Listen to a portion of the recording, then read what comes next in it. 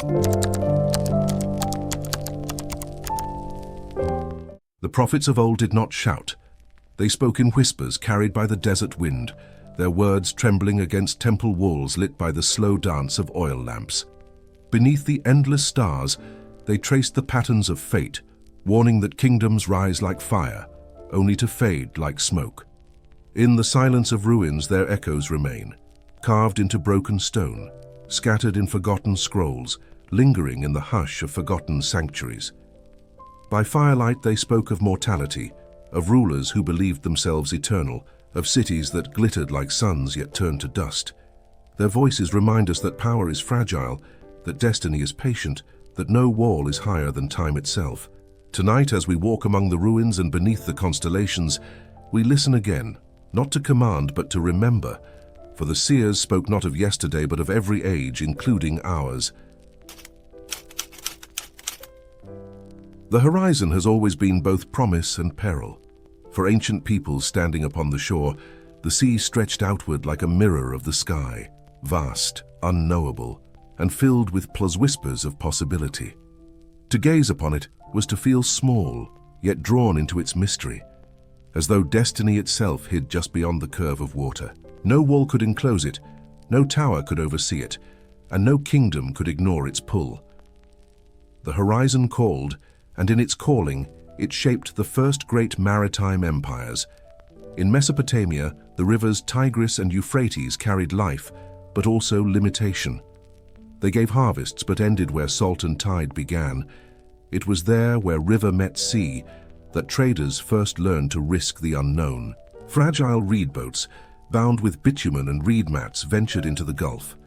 They carried grain, wool and clay, exchanging them for timber, stone and metals that Mesopotamia lacked. To sail even a short distance into salt water was to gamble with survival.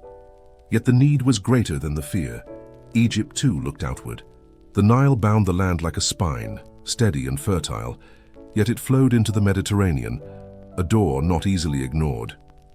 Egyptian barges, broad and flat, once built to ferry stone for pyramids, began to press outward toward the Levantine coast.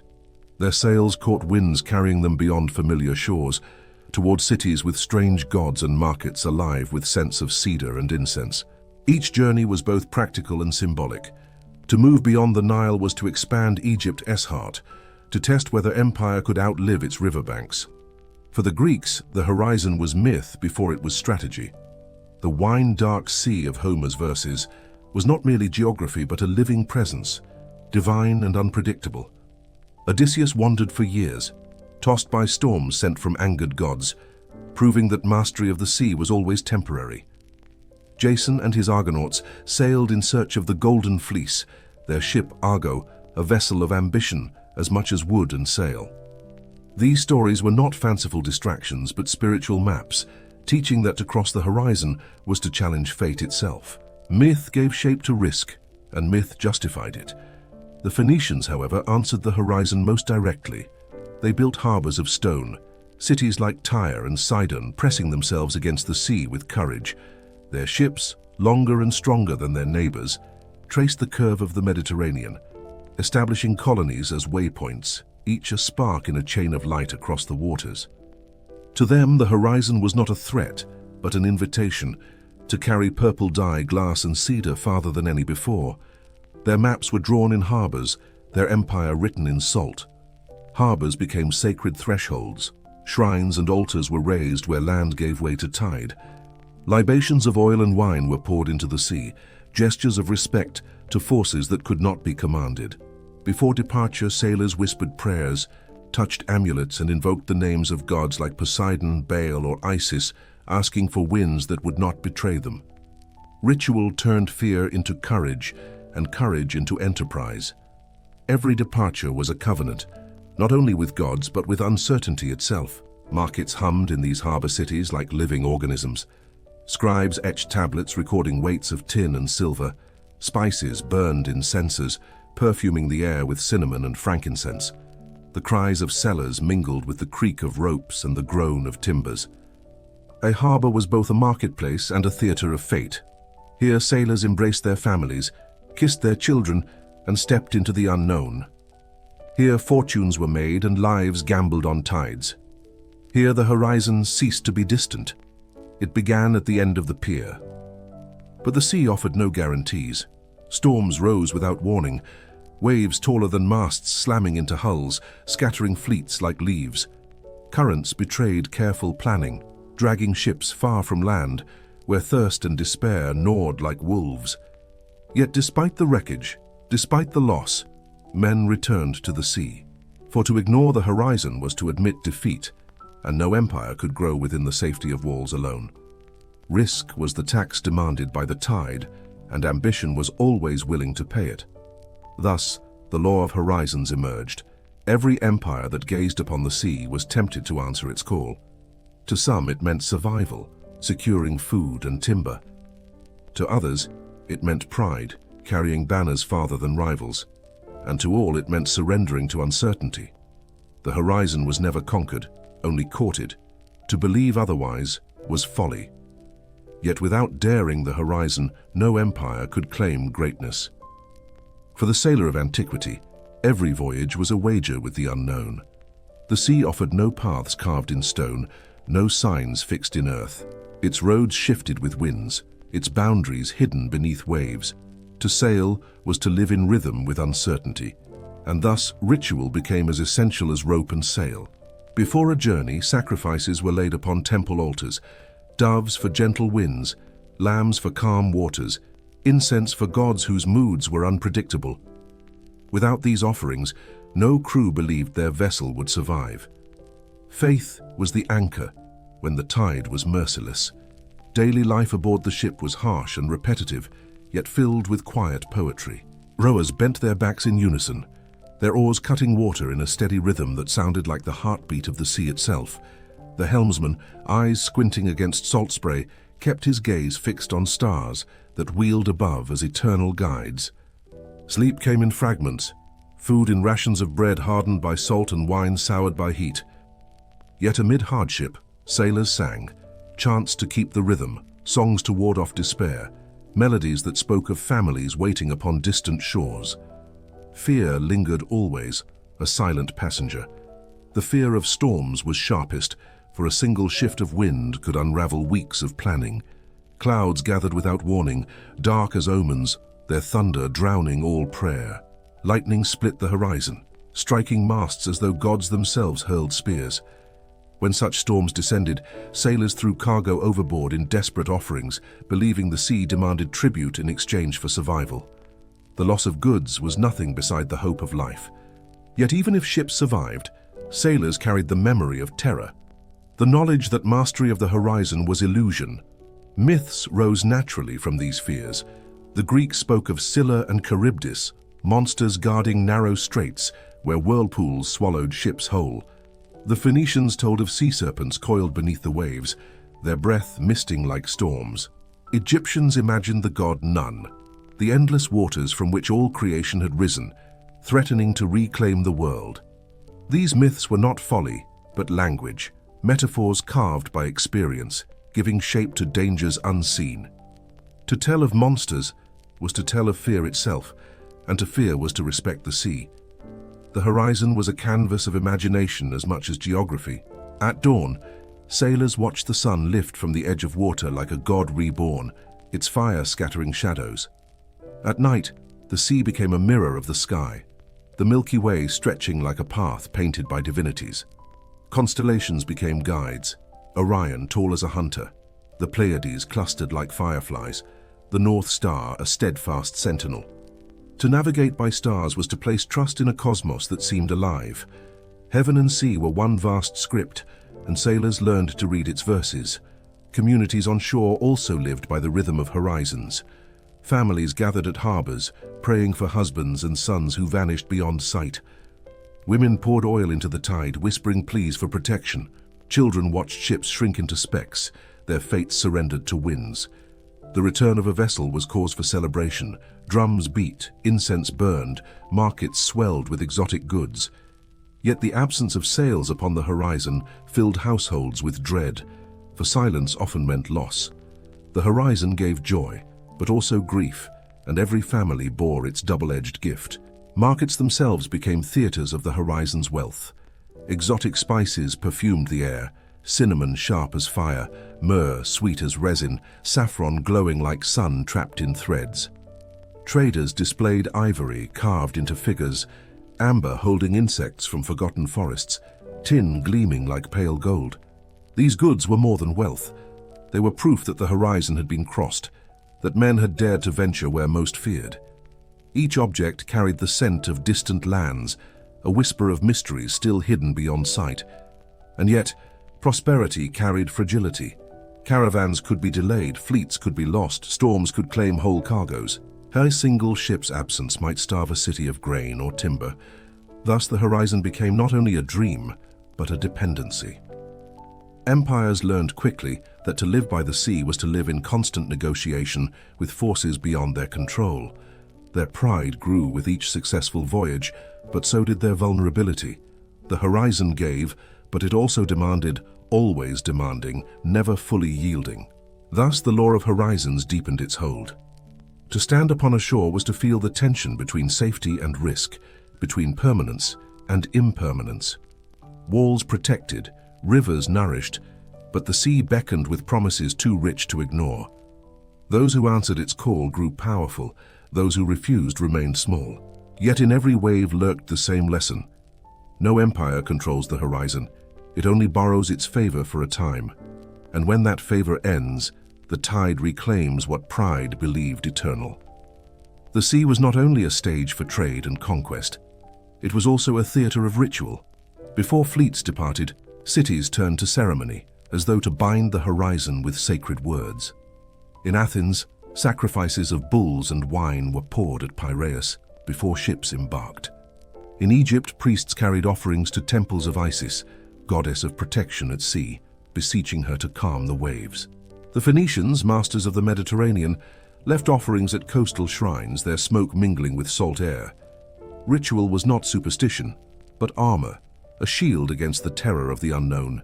Sailors themselves carried charms close to their hearts. Some wore shells drilled and strung, tokens of the sea itself.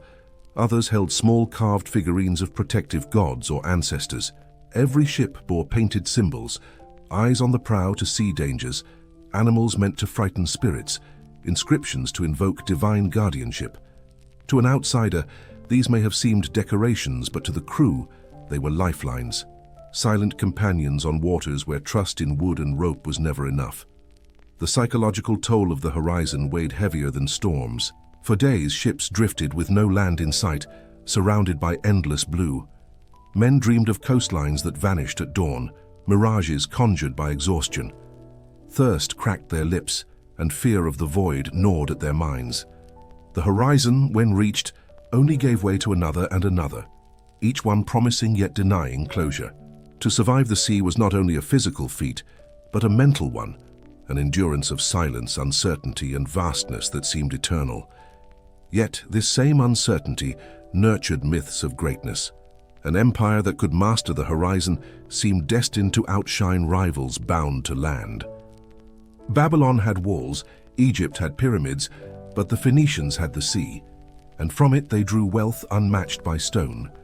To control horizons was to control the arteries of trade, the flow of silver, cedar, and spice. Horizons became synonymous with power. To reach farther was to be greater.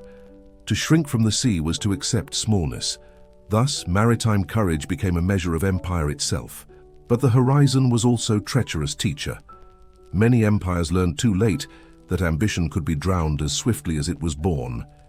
Athens, flush with wealth from the Delian League, sent its fleet across horizons to Sicily, only to watch it vanish in catastrophe.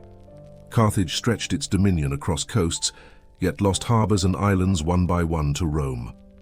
Each empire thought the horizon would serve them. Each discovered it was never servant but judge. The horizon tested pride as fire tests gold, and few emerged unscathed. For common people, horizons were more personal than political.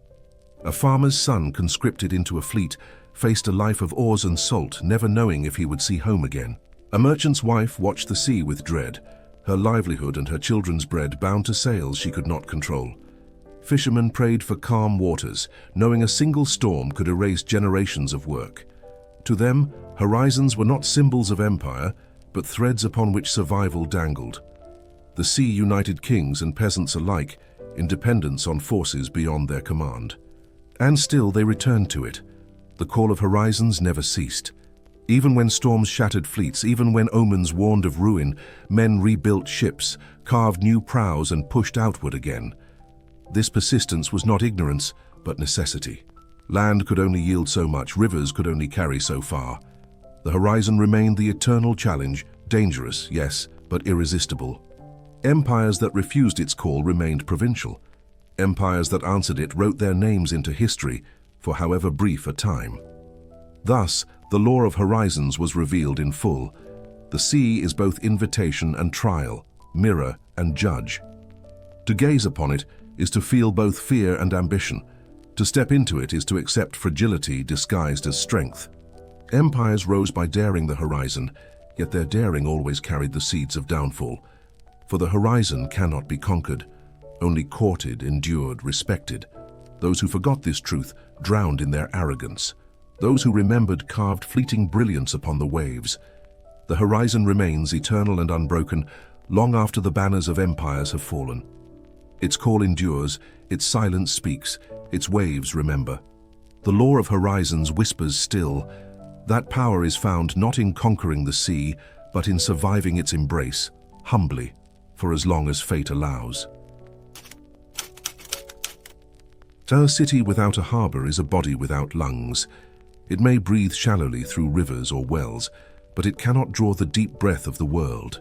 Harbors are gates, thresholds where land surrenders to tide, where empires open themselves to currents beyond their control. The walls of Babylon reached the heavens. The pyramids of Egypt touched eternity. But it was the harbors of Tyre, Alexandria, and Athens that stitched empires into the fabric of the seas. A harbor was not merely stone and water, it was the pulse of ambition itself.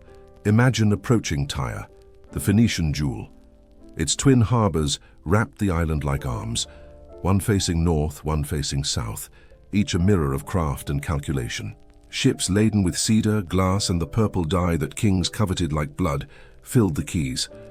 The air carried the mingled scents of brine, smoke, and trade, incense from Arabia, spices from India, tin from the British Isles, silver from Spain. The city glowed not because of its walls, but because of its harbors, mouths drinking the world, exhaling wealth. Harbors became theaters where the world performed. Dock workers shouted as they hauled amphorae dripping with olive oil. Sailors mended ropes, their hands rough with salt and toil. Priests blessed departing ships, their voices rising with the cry of gulls. Courtesans moved through the crowd like dancers, offering companionship to sailors whose wages burned holes in their purses. The harbor was market, temple, and stage all at once, a place where the everyday touched the eternal. The Greeks built their own masterpiece in Piraeus, Athens' harbor. Here, the city's greatness was measured not in marble temples, but in wooden hulls. The triremes of Athens slept in covered slips like horses in stables, hundreds of them lined in military precision. To walk through Piraeus was to feel the weight of empire, the hum of markets on one side, the silent discipline of fleets on the other. Athens could not have ruled the Aegean without its harbor. Piraeus was its beating heart, the organ that carried blood to every limb. Alexandria, founded by Alexander's dream and built by Ptolemaic ambition, rose with a harbor that dwarfed imagination. The Pharos lighthouse burned with flame, guiding ships through blackness, its beam a finger of fire pointing toward sanctuary. Here, ships carried papyrus, grain, and glass. Here, scholars in the library recorded the knowledge of 1,000 lands. Alexandria's harbor was more than trade. It was identity, a proclamation to the world that Egypt, reborn in Hellenistic splendor, was now a gatekeeper of seas and knowledge alike. Every harbor was a paradox. It welcomed the world, but exposed the city. It enriched, but also endangered. With ships came wealth, but also spies, raiders, and plague. Harbors fed empires while chaining them to the uncertainties of tides. To master the harbor was to master a vein of the empire's body, but it also meant surrendering to the horizon beyond, which could not be tamed. Thus, the law of harbours whispered, the sea is both gate and gamble, both treasure and threat. Life within the harbour was a storm of voices, yet beneath the noise there was rhythm. Fishermen returned at dawn with baskets dripping silver, their boats rocking against stone piers. Market criers shouted the prices of figs, dates and salted fish. Children darted between legs, chasing gulls that fought over scraps of bread. Yet above this chaos stood order, written in rituals older than memory. Each transaction, each casting of nets, each libation poured upon the tide was a reminder. The harbour was not only stone and water, but covenant, a place where human need met divine will. Rituals framed every departure. Sailors smeared pitch upon the prow of their ship, a dark seal to bind the vessel against evil. Incense burned in clay pots, its smoke curling like prayer into the open sky. A priest lifted his hands, blessing the oarsmen and calling upon the gods of sea and sky to steady their voyage.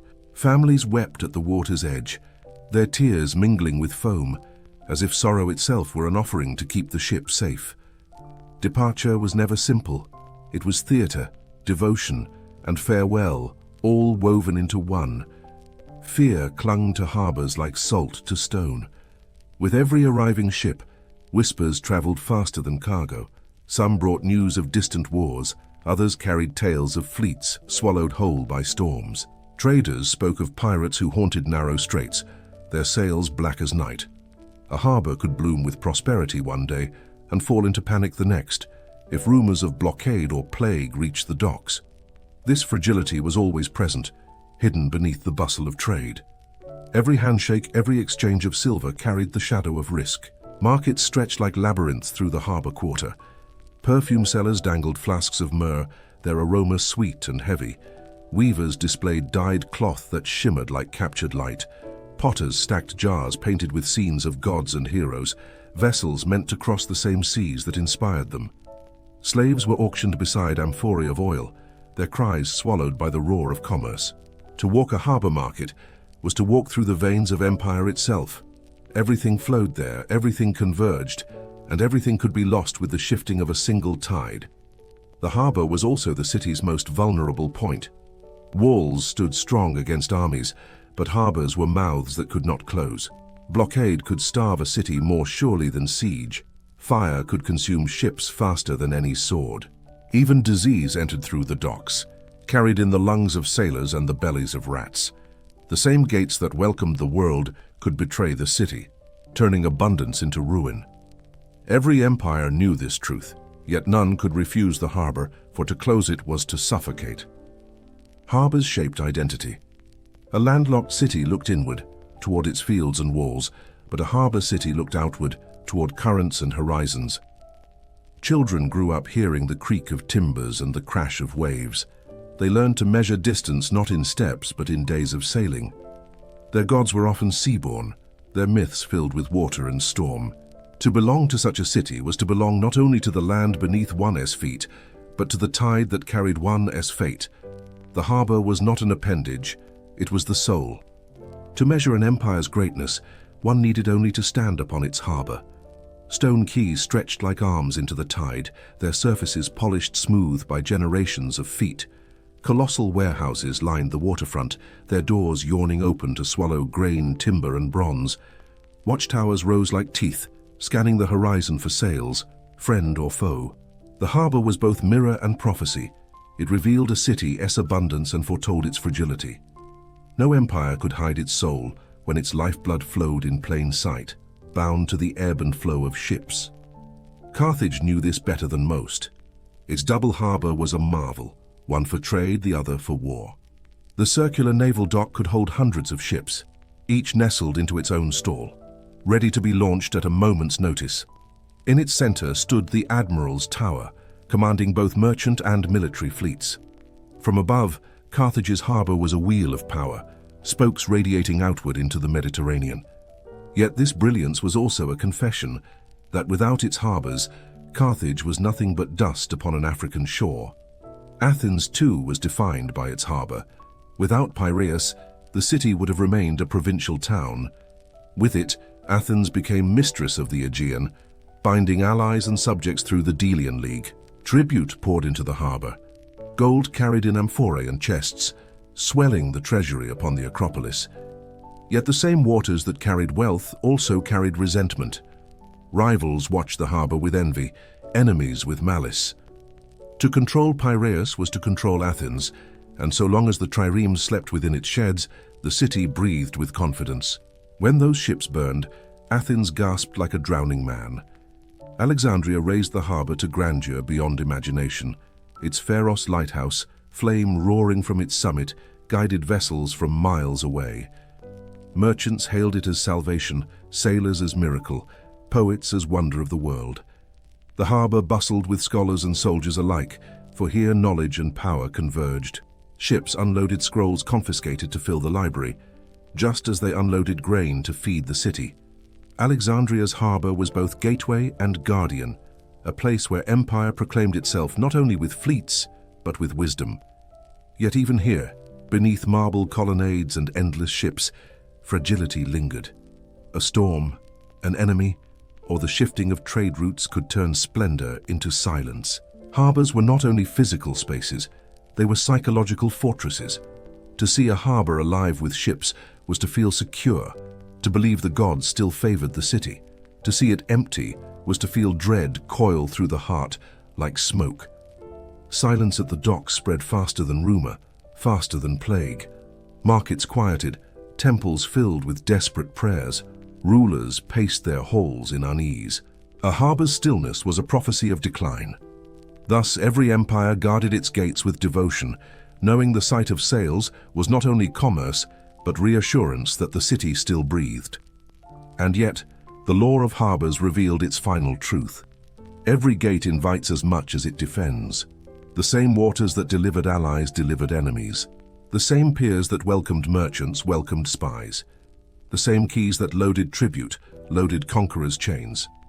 To build a harbor was to open oneself to the world, and in that opening, to accept both bounty and peril. No empire could hold the sea without exposing its heart, and no empire could close the harbor without suffocating itself. Harbors were the lifeblood, but they were also the wound. Thus the harbor became symbol and sentence. It promised power, but it demanded vigilance. It offered wealth, but it whispered fragility. Empires that thrived upon the sea rose upon these thresholds, but when their harbors fell silent, their empires withered. To stand at the water's edge to hear the groan of ships and the call of gulls was to understand. A harbor is not stone, not rope, not market, but destiny. The gate opens, the tide flows, and through it, empire lives or dies. The sea may be vast, but the fleet is measured in rhythm. Each stroke of the oar, each drumbeat that binds rowers together, is a declaration that men can impose order upon chaos, if only for a time. The law of oars whispers that empire at sea is not forged in marble halls, but in the sweat of backs, the pull of arms, the discipline that turns hundreds into one body. A single rower is fragile, 100 in unison are formidable. Consider the trireme of Athens, sharp as a spear upon the water. 3 banks of oars dug into the sea, their rhythm dictated by a flutist or drummer seated at the stern. Every movement was timed, every breath measured. The ship leapt forward not by strength alone, but by unity. To row was to surrender individuality, to dissolve into the pulse of the vessel. In this surrender lay power, the kind that could topple empires with waves of wood and muscle. The Phoenicians, older masters of the Mediterranean, perfected galleys whose oars carved furrows across the sea like plows across earth. Their fleets moved not as scattered ships, but as flowing formations, each rower a cog in a greater machine. From Tyre to Carthage, their oarsmen learned that survival depended upon obedience. To break rhythm was to invite ruin. For at sea, hesitation meant collision, delay meant defeat, and silence meant death. The law of oars was carved not in stone, but in salt upon calloused hands. Life aboard these warships was austere, harsh, and disciplined. Rowers sat pressed shoulder to shoulder, their world reduced to wood, sweat, and the voice of the caller. Meals were sparse, barley bread, dried fish, and water rationed by strict measure. Sleep was snatched in moments, often beneath sails or upon hard decks. Yet their discipline created cities of wood upon the waves. moving with a precision that seemed unnatural, a human tide sweeping across coasts. The fleet was empire afloat, fragile yet fearsome. The rhythm of oars was more than sound, it was heartbeat. To hear 100 oars strike water together was to feel the pulse of empire itself, strong and steady. Enemies trembled at the approach of fleets, their drums echoing across bays before the ships themselves appeared. The sound announced not just war but inevitability, for once the rhythm began, it carried with it the weight of destiny. The sea may have been chaotic, but fleets carried order upon its back. This was the discipline that turned tides. Training for the fleet was not merely exercise but transformation. Men from farms, workshops and markets were gathered into rows, their individuality stripped away until they breathed in unison. The flutist's note or drummer's beat dictated every motion. At first, the rhythm chafed, each man resisting, oars clashing unevenly against the water. But over time, resistance gave way to surrender. A crew became one body, its 100 arms pulling as if animated by a single spirit. To reach this point required sweat, blistered hands, and endless repetition. But when achieved, it gave birth to something greater than men. It gave birth to the fleet. Naval battles revealed the power of this discipline. Two triremes racing toward each other were not only ships but wills clashing upon the water. Victory did not belong to the strongest rowers, but to those whose unity outlasted fear. A well-timed maneuver, a sudden shift in oar strokes, could turn a ship like a blade, its bronze ram striking the enemy's hull with fatal precision. The sound of splintering wood, the cries of men plunging into the sea, and the roar of surviving rowers pulling away were all products of rhythm maintained in the face of terror. To row in battle was to fight without weapon, yet to kill with muscle. Each stroke brought the ship closer to destruction or survival. Sweat stung the eyes, blood blistered the palms, but the rowers did not falter. Their commander shouted from the deck, but his authority rested upon their unity below. No general's brilliance could save a ship whose oars faltered. No god could grant victory to crews who broke rhythm. The sea was merciless, and it rewarded not arrogance but obedience. The psychological toll of such life was immense. Rowers lived not as free men upon the sea, but as parts of a machine. Their view was often only the back of the man before them, their world reduced to wood, sweat, and the endless call of the drummer. Yet this loss of self also gave strange comfort. To dissolve into rhythm was to escape fear. As long as the oars struck water in unison, as long as the beat continued, the ship felt invincible, carried by something larger than the men within it. In surrender, they found strength. When fleets gathered, the spectacle was overwhelming. Dozens, even hundreds of ships stretched across the horizon, their oars flashing in the sun like wings. The sea became a mirror of human will, transformed into a moving wall of wood and bronze. Harbors emptied, cities watched in awe, and enemies trembled as the horizon darkened with sails. Yet behind this grandeur was the labor of thousands, rowers bound to benches, hearts pounding in rhythm, muscles burning in silence. What the world saw as majesty, they lived as exhaustion, and in that exhaustion, empire was carved. But the law of oars carried a warning. The fleet's power rested on discipline so delicate it could collapse in an instant. If a drummer's beat faltered, if fear broke unity, if exhaustion seized too many arms, the fleet dissolved into chaos. Ships collided, formations shattered, and the enemy struck with merciless precision. Thus, the discipline of oars was both strength and fragility, a power immense but easily undone. Empire afloat was never more than the length of an oar and the steadiness of a beat. Rowing became more than labor, it became ritual. Each stroke was a prayer, each beat of the drum an invocation.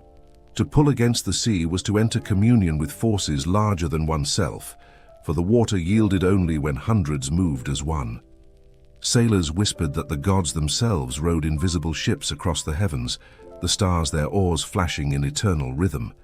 To join a crew was to imitate this cosmic order, to carve the same harmony into mortal waters. The law of oars was not merely strategy, it was liturgy written in salt. Myths reflected this reverence. In Greek tales, the Argo sailed not by wood and rope alone, but by the voices of its oarsmen, guided by divine favor. Roman poets sang of fleets like living creatures, their oars shimmering like scales upon the sea. Even in Egypt, where the Nile was lifeblood, hymns praised the order of rowers who carried the gods' processional boats. To row was to step into myth, to act out the stories of heroes and deities, as though every voyage were part of an older, eternal pattern. Yet this reverence did not erase hardship. Rowers bore scars on their hands and backs, their bodies marked by years of service. Some were free men conscripted, others slaves chained to benches, their labor forced rather than chosen. The discipline of oars was impartial. It demanded rhythm regardless of freedom or bondage. The sea cared nothing for status. It cared only for unity. And so within the hull of a trireme or galley, men of all stations were bound together, their fates indistinguishable beneath the weight of rhythm. Commanders understood the spiritual weight of this unity. They knew fear could unravel even the strongest fleet, while faith could carry them beyond exhaustion. Before battle, speeches echoed through the decks, reminding rowers of their city, their families, their gods. A single voice magnified through drums and oars could transform dread into resolve. The fleet's discipline was not only muscle but mind, a shared belief that together they could become greater than the sea that threatened to engulf them. Legacy too flowed from these ships of oars. The triremes of Athens secured the city's golden age, their discipline ensuring victory at Salamis and beyond. Phoenician galleys carried not only goods but ideas, their rhythm stitching cultures together across the Mediterranean. Rome's fleets extended empire over waters, their order ensuring supply lines that sustained legions abroad. Even when sails later replaced oars as symbols of mastery, the memory of oared fleets lingered as proof that unity and rhythm could forge power from fragility. Thus, the law of oars revealed its final lesson. Empire afloat is a paradox. It appears immense, an unstoppable tide of wood and bronze, yet its strength rests on the smallest measure, the steady pull of arms, the unwavering beat of a drum. To break rhythm is to invite ruin. To surrender to it is to touch eternity. Fleets rise not upon waves of timber, but upon discipline, upon the silent agreement of men who row together, breath by breath, stroke by stroke.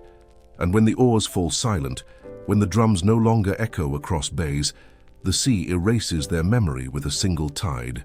Empires crumble, ships rot, harbors silt, but the rhythm remains, echoing in myth, in history, in the whispers of waves. For the sea remembers the unity of oars, long after the names of kings and cities have dissolved into dust. The sea rewards courage, but it punishes arrogance. No empire ever set sail without learning this truth. The horizon invites, yet the storm corrects. The law of storms whispers that man may build fleets, raise harbors, and dream of mastery, but the sea bends only to itself. When winds rise, when thunder shakes the sky, when waves climb higher than towers, the proudest fleet is reduced to driftwood. Nature rebels, and in its rebellion it reminds all who sail that power is fragile. Ancient sailors lived in constant dread of sudden fury. A sky that glowed clear at dawn could darken by noon into a vault of terror. Clouds gathered like armies, black and rolling, their edges lit by lightning. Winds howled with a voice that seemed almost human, shrieking in anger, mocking the prayers of men. Oars shattered against water too wild to tame. Sails tore like paper, their fragments whipping into the storm. In such moments, courage dissolved, and even the bravest rowers wept like children. Xerxes, king of Persia, learned this law at bitter cost. When he bridged the Hellespont to carry his vast army into Greece, the waters rose in rebellion. Storms shattered his ships, scattering them like toys across the strait. Furious, he commanded the sea to be whipped with chains, as if nature itself could be punished into obedience. But the storm cared nothing for his pride. The waters swallowed his fleet, proving that kings may command men, but not wind. Pride lashed out with ropes, but the sea remained untamed, laughing in thunder. The Romans too bowed before the storm's judgment. Their early fleets against Carthage were not undone by enemy, but by sky and sea. Twice, tempests struck their armadas, overturning hundreds of ships, drowning thousands of men. Legionary discipline meant nothing when waves rose higher than masts. The Empire of Land discovered that upon water, it was a novice, a child struggling against a parent's wrath. The sea tore apart Rome's arrogance, teaching them that conquest of coasts did not equal mastery of tides. Only humility could rebuild what storms destroyed. For common sailors, the storm was more than weather. It was divine judgment. Lightning was the weapon of gods, thunder their voices. A wave that struck like a wall was no accident of wind, but the hand of Poseidon or Baal. Prayers rose as high as sails, desperate offerings thrown into foam, wine poured, jewelry tossed, sometimes even lives sacrificed. The sea demanded tribute, and men gave what they could. Yet often, offerings sank without answer, the storm indifferent. In that silence, sailors learned the deepest truth. Gods may hear, but they do not always answer. And when storm passed, silence fell heavier than thunder. Survivors floated amid wreckage, their ships splintered, comrades lost. The horizon returned to calm, the sky to brightness, as though nothing had happened. Only broken wood and bloated corpses testified to the fury that had been. This indifference was more terrifying than the storm itself. The realization that nature does not rage from to sail was to live beneath the shadow of storms, even when skies were clear. The threat lingered in the mind like a phantom, shaping choices long before winds rose. Merchants delayed voyages if omens hinted at unrest. Fishermen turned back at the sight of clouds shaped like wings. Commanders consulted augurs and priests, for they knew discipline could command oars but not thunder. The storm became a second captain, invisible yet present, deciding fates from the moment a ship left the pier. Storms etched themselves into memory with scars. Survivors spoke of darkness at midday, of skies boiling like cauldrons, of seas that rose like mountains only to crash with thunderous force. They told of lightning striking mast and man alike, of crews hurled into waves as if plucked by unseen hands. These tales were not exaggeration but testament. The storm needed no weapon but itself. The memory of such fury lingered for generations, retold at harbors like scripture. Myth gave storms a face so men might understand their terror. The Greeks spoke of Poseidon's wrath, shaking the earth and stirring seas when angered. Phoenician sailors whispered of Yam, the sea god who battled Baal with waves as weapons.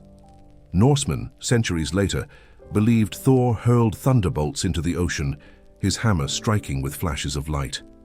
These myths were not lies but translations of awe, human attempts to explain the storm's language, to clothe chaos in stories so it might feel less merciless. Rituals grew from this reverence. Before sailing, sacrifices were offered not only for safe passage, but for mercy in the face of storms. In Athens, a ram was slain. Its blood poured into the sea to appease Poseidon. In Carthage, incense and wine were cast from the decks before fleets embarked. Even Rome, practical and disciplined, bent to ritual when storms threatened, offering libations and prayers despite their confidence in legions. These gestures did not calm the sea, but they calmed the mind, and often that was enough. The psychological toll of storms extended beyond sailors. Families at the harbor lived in dread of weather they could not see. A sudden gale at home meant fear for loved ones abroad. Clouds on the horizon became omens of widows and orphans. Merchants, too, feared storms more than piracy, for a pirate could be bargained with, bribed, or fought, but a storm could not. It devoured without reason, erasing years of labor in a single night. Storms haunted not only ships, but entire cities, binding land and sea in shared anxiety. Yet storms also commanded respect, even awe. They were proof of forces larger than human pride, reminders that nature itself was sovereign. After surviving such fury, men often felt reborn as though granted new life by indifferent gods. Temples were filled with offerings from survivors. Golden cups, carved tablets, inscribed vows of gratitude. Storms stripped men of illusions, teaching humility sharper than any philosophy. To endure the sea's rebellion was to glimpse eternity, to feel one's smallness, and in that smallness to find reverence. Storms did not only shatter ships, they redirected history. At Salamis, the Greeks prayed for winds, and storms broke apart Persian fleets before they could even engage. In later centuries, tempests off Sicily scattered Roman fleets, delaying their conquest and reminding them of the sea's dominion. Even the Vikings, fearless raiders, bowed before storms that dashed their longships against hidden reefs. Empires could plan campaigns, train fleets and build harbors, yet one night of rage from the sky could undo decades of ambition. History bent not to strategy, but to weather. Commanders came to fear storms as much as enemies. Strategies were written around seasons of calm and fury. Armies moved in summer when seas were gentlest, avoiding winter's wrath. Yet even in calm seasons, sudden tempests struck, catching fleets off guard. A storm did not follow rules of politics or war. It cared nothing for treaties or timetables. It was the wild card that made arrogance collapse, a reminder that empire was always one gust away from silence. Storms also revealed the fragility of naval supremacy. Carthage, mistress of Mediterranean trade, saw its dominance tested when tempests tore through its convoys. Rome, though disciplined, suffered humiliating losses when gales destroyed entire fleets before they met their foes. To lose to another empire was shameful but comprehensible. To lose to the sea was something different. It was an admission that all human structures, laws, armies, fleets, were provisional, fragile before the vast indifference of nature. No empire could boast mastery after such humiliation. The storm became metaphor as well as memory. Poets compared human pride to ships upon wild seas, strong in calm but fragile in chaos. Philosophers saw in tempests the proof of cosmic order beyond human reason, a theater where man's control dissolved. Prophets seized upon storms as divine warnings, symbols of wrath against nations grown arrogant. The people listened, for they had seen with their own eyes how quickly abundance turned to ruin when the horizon darkened. The storm was not just weather, it was judgment. And yet, there was beauty in this terror. Sailors who survived spoke of lightning painting the night in silver, of waves glowing with fire from bioluminescent depths, of skies split open like gates to another world. Some even claimed to hear voices in the thunder, not merely noise but language too vast for comprehension. These visions, half terror and half awe, reminded humanity of its place. The sea was not enemy nor ally, but eternal mirror, reflecting man's fragility, reflecting man's courage. Thus the law of storms was sealed. Nature rebels not out of hatred, but out of indifference, reminding empires that no command, no fleet, no harbor can bind the sky. Storms erase arrogance, strip pride, and bend history. To sail was to gamble with forces beyond calculation, and to endure was to carry humility etched deeper than scars. The storm is the voice of the sea itself, fierce, patient, eternal. Empires rise like waves and vanish like foam, but the storm remains, whispering to the horizon that nothing endures untouched. The sea is not only a battlefield, but a marketplace, not only horizon but highway. Empires that stretched their fleets across waters discovered that ships carried more than soldiers. They carried tribute, the lifeblood of power. Grain, gold, and spice flowed through harbors like blood through veins, feeding cities that could no longer survive on their fields alone. The law of tribute whispers that what enriches also enslaves. The same sea that fills coffers also binds the empire with chains of dependence. Athens rose upon such wealth. After the Persian Wars, the Delian League gathered allies into its embrace, demanding tribute in coin and ships. What began as protection against a common enemy became empire disguised as alliance. Tribute poured into Piraeus, gold shining upon the Acropolis, feeding marble temples and festivals. The Athenian fleet, built with the silver of others, became both shield and spear. Yet beneath its splendor, resentment smoldered. Tribute enriched Athens but bound its fate to the obedience of others. Carthage too thrived upon tribute carried by sea. Its colonies and trading posts across the Mediterranean sent wealth into its harbors. Tin from Spain, ivory from Africa, amber from the north. Its double harbor swelled with goods that filled markets and treasuries. But tribute was not only wealth, it was obligation. Colonies depended on Carthage for defense, but they chafed under its demands. To control trade routes, was to squeeze both ally and subject alike, binding them with invisible chains of necessity. Carthage grew rich, but also fragile, tied to far-flung dependencies that could revolt at the scent of weakness. Rome's power too was measured in tribute from the sea. Its fleets ensured grain from Egypt, Sicily, and Africa flowed steadily into its markets. Without these convoys, Rome would starve. Senators feared storms not only for lost ships, but for the hunger that followed. Tribute became as much a chain upon Rome as a weapon in its hands. To interrupt grain fleets was to strangle the city itself, proof that dependence is shadow to abundance. The law of tribute binds tightly, even to those who believe themselves free. Yet tribute was not merely material, it was psychological. To watch ships unload goods from distant lands was to feel empire embodied in visible abundance. The sight of spices, silks, and gold reassured citizens that their rulers commanded horizons. Tribute was spectacle, paraded in festivals and carved into monuments, yet its absence was equally visible. Empty markets, barren shelves, and silent docks struck fear into hearts faster than rumor. The chain was invisible, yet felt by all. Abundance created expectation, and expectation turned swiftly into dependence. Tribute then was double-edged. It strengthened empires while hollowing them, fed cities while binding them, glorified rulers while making them vulnerable. The sea delivered not only goods, but lessons. It taught that wealth is never free, that prosperity demands submission to currents and winds. The law of tribute was not written in marble nor in bronze, but in amphorae of grain, in jars of oil, in the fragile hope that ships would arrive safely. To rule by sea was to live forever in debt to its mercy. Tribute was never only counted in coin. It was measured in rituals that surrounded its arrival, ceremonies that turned commerce into spectacle.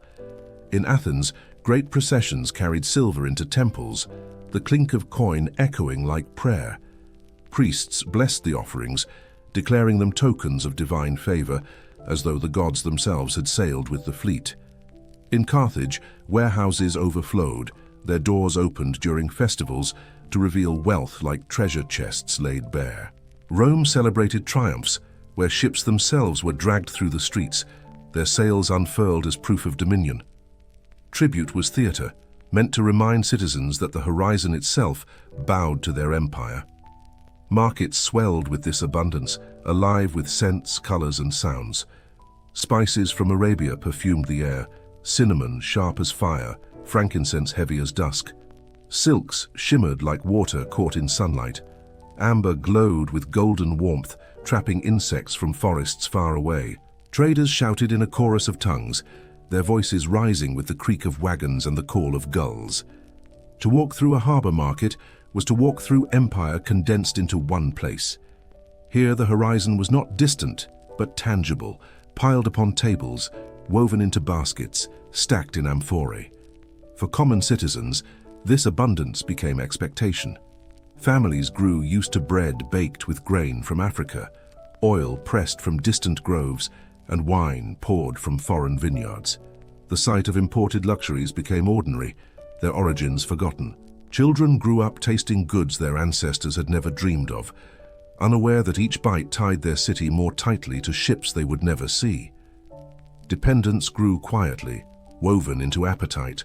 When fleets faltered, hunger spread not only through stomachs, but through spirits, for expectation betrayed is sharper than hunger alone. Tribute also shaped hierarchy. Rulers and elites displayed goods from afar as proof of status. Roman senators draped themselves in silks that once were whispered luxuries of the East. Carthaginian nobles poured wine flavored with spices gathered from lands across the sea. Even temples bore offerings carved from foreign stone, as though gods themselves required evidence of empire's reach. Tribute fed pride, but pride deepened the chain. The greater the wealth displayed, the greater the vulnerability if it failed. Splendor was fragile, balanced on the constant arrival of ships, and ships did not always arrive. Storms scattered convoys, pirates intercepted cargoes, enemies cut supply lines. A single season of loss could starve a city, undoing years of abundance. Grain riots erupted in Rome when the Nile failed to flood or when fleets were delayed. Carthage trembled when its colonies withheld tribute, sensing weakness at the heart. Athens, drunk on its dominance, watched resentment grow among its allies until rebellion struck. Tribute enriched, but it also poisoned, binding empire not only to the sea, but to the fragile loyalty of others. Thus, the law of tribute revealed its double face. What feeds also binds, what empowers also enslaves. Empires discovered that they were no longer masters of their markets, but captives of their own appetite.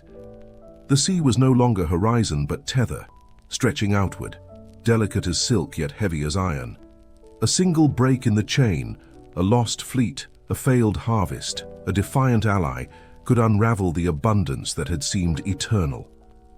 Tribute gave, but tribute also chained. Tribute, once a symbol of power, often became the seed of rebellion.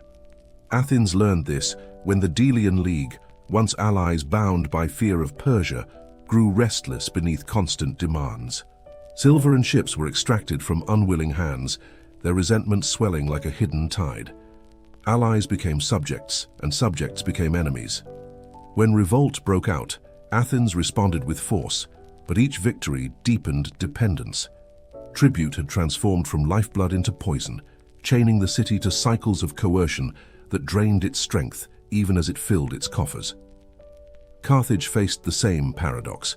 Its colonies resented the endless demands for tribute, the way wealth was funneled back to the heart, while the outer lands bore the weight of labor. When Carthage weakened, its subjects turned against it, preferring even Rome's iron grip to the slow suffocation of tribute. The very wealth that once ensured Carthage's dominance became the measure of its vulnerability. Chains that once secured empire snapped, and in their snapping, destruction entered the harbor. Rome too was enslaved by its appetite. The city grew to depend upon grain from Africa and Egypt, a flow so constant it was assumed eternal. When floods failed or fleets faltered, riots broke out in the streets. Citizens who once praised their leaders turned to anger when bread vanished from markets. The cry for panem et circenses, bread and circuses, was not only demand for food, but for stability, a demand that leaders were powerless to ignore. Rome's survival hung upon ships guided by winds and tides, proof that even the strongest empire bent to the sea's mercy. Tribute also invited betrayal. Allies who once pledged loyalty began to calculate their chances in defection. A colony that withheld grain or silver could starve the city at its center. A governor tempted by bribes might open ports to enemies. Tribute, by its very nature, created division. Those who gave, those who received, and those who resented the balance between. The more an empire drew from its tributaries, the more fragile its foundation became. Abundance stretched too far crumbled into scarcity. The chain of tribute was not forged of iron, but of expectation. And expectation was the most fragile bond of all. A single failed shipment exposed the illusion of permanence, reminding citizens that their empire's strength was built on currents beyond their control. Hunger gnawed not only at bellies but at trust. Markets that once overflowed with silks and spices became ghostly in their emptiness, and silence at the docks was more terrifying than thunder. Tribute's chain, when broken, dragged empires down with it. Thus the law of tribute was carved into history. What sustains also weakens, what feeds also enslaves. The sea carries wealth like a river of abundance, but its current cannot be mastered. Empires rose by its gifts and fell by its refusals. To build greatness upon tribute was to place one's fate upon the waves, fragile as foam, fleeting as wind. The chain gleamed like gold, but in truth it was brittle, always waiting to snap. And when it did, empire dissolved, leaving only silence upon the shore. Prosperity glitters, but beneath its brightness shadows lengthen. Every empire that commanded the seas found its harbors overflowing with wealth, its markets humming with voices, its fleets shimmering with sails.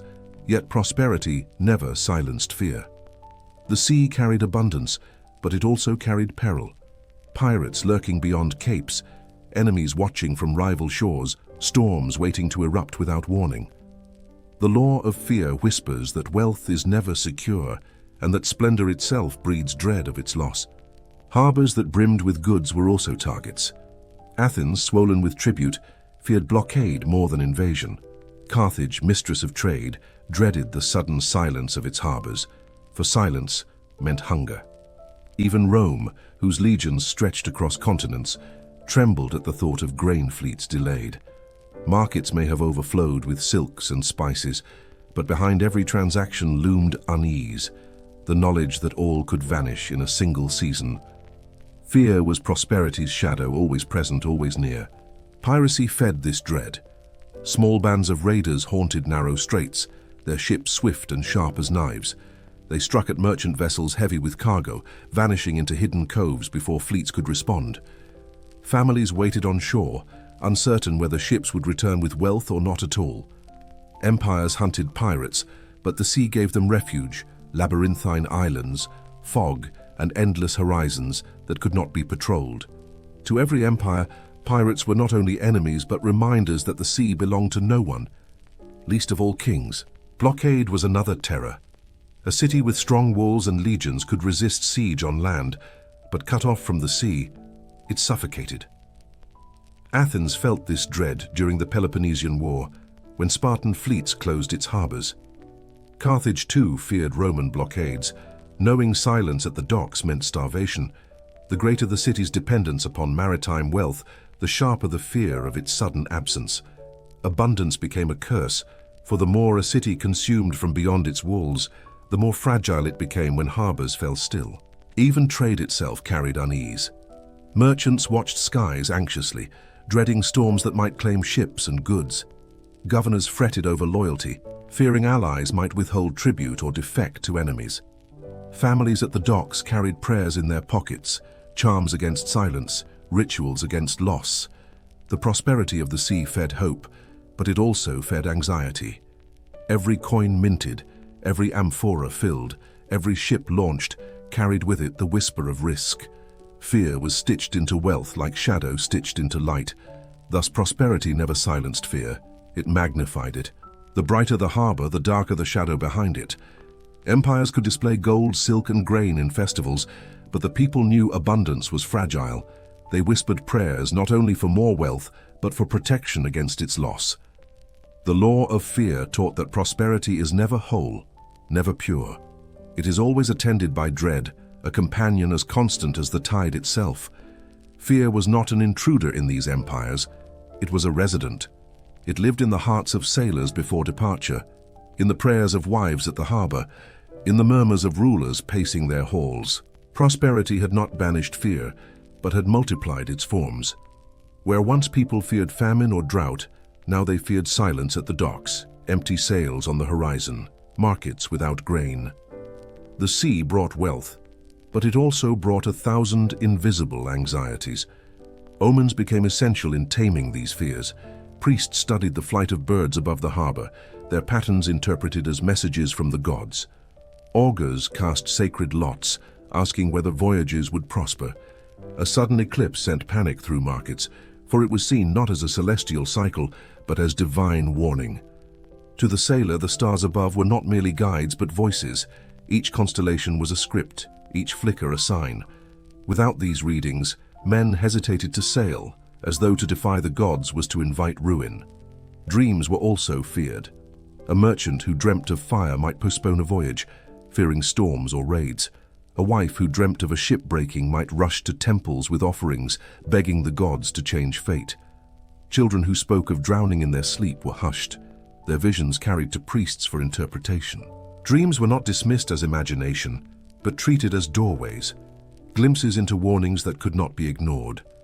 Fear gave weight to the unseen, and the unseen shaped daily choices. Rituals became armor against uncertainty.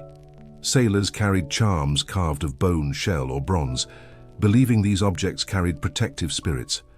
Before boarding, libations of wine or oil were poured into the tide, a gesture of respect to the sea. Temples near harbors were filled with votive offerings. Miniature ships carved in clay, inscribed tablets promising sacrifices if voyages returned safe. Every departure became a covenant, every arrival a fulfillment. To live by the sea was to live in perpetual negotiation with powers too vast to command. Rulers too were haunted by fear, though they cloaked it in splendor. They paraded fleets in festivals, showing citizens the power of their navy. Yet behind closed doors they studied reports of storms, shortages, and piracy. Kings built walls of propaganda, declaring their harbors unassailable, their fleets invincible. But they knew the truth. A single season of failure could unravel their claims. Fear was the ghost in every council chamber, pressing upon decisions, whispering of fragility even as trumpets declared triumph. And so fear became part of identity. Sailors learned to respect it, merchants to calculate with it, rulers to conceal it, families to live alongside it. Fear did not vanish. It adapted.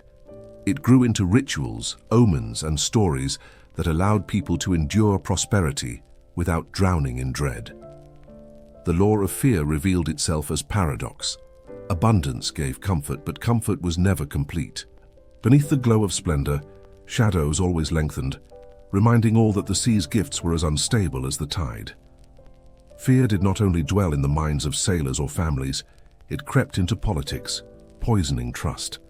In Athens, suspicion of betrayal haunted the assembly, for men feared allies might abandon the Delian League or defect to Sparta. Carthage's councils whispered of colonies withholding tribute, imagining disloyalty even where none existed. Rome, though mighty, trembled whenever grain fleets were delayed, fearing plots or sabotage. Fear transformed leaders into prisoners of rumor, making every decision an act of defense against shadows. This dread spread through alliances like a contagion. Cities that once pledged loyalty grew wary of the tribute they sent, sensing the fragility of empires grown too dependent. Fear of rebellion made rulers harsh, demanding more ships, more gold, more obedience. Yet harshness only deepened resentment, turning suspicion into reality. Thus, the fear of betrayal often birthed the very betrayal it dreaded. Empires cracked not under the weight of armies alone, but beneath the silent pressure of mistrust. Harbors themselves bore the mark of fear. Gates once open to trade became guarded, their watchtowers bristling with suspicion. Merchants were searched, ships inspected, strangers questioned. The bustle of prosperity dulled beneath the weight of paranoia. Families that once celebrated the arrival of foreign ships began to whisper. Were these allies or spies? Was this cargo or poison? The harbor, lifeblood of the city, became a mirror of anxiety, where every shadow seemed threat, every silence a prophecy of decline. Fear also shaped culture. Poets spoke less of triumph and more of omens, warning that gods punished arrogance. Philosophers debated the meaning of fate, asking whether fear was wisdom or weakness. Prophets grew louder, their voices carrying in markets, declaring that silence from the gods meant judgment near. Citizens carried these words home, weaving them into their dreams, living in constant anticipation of calamity. Prosperity filled their tables, yet unease sat beside them, a guest never dismissed. Even victories could not banish fear.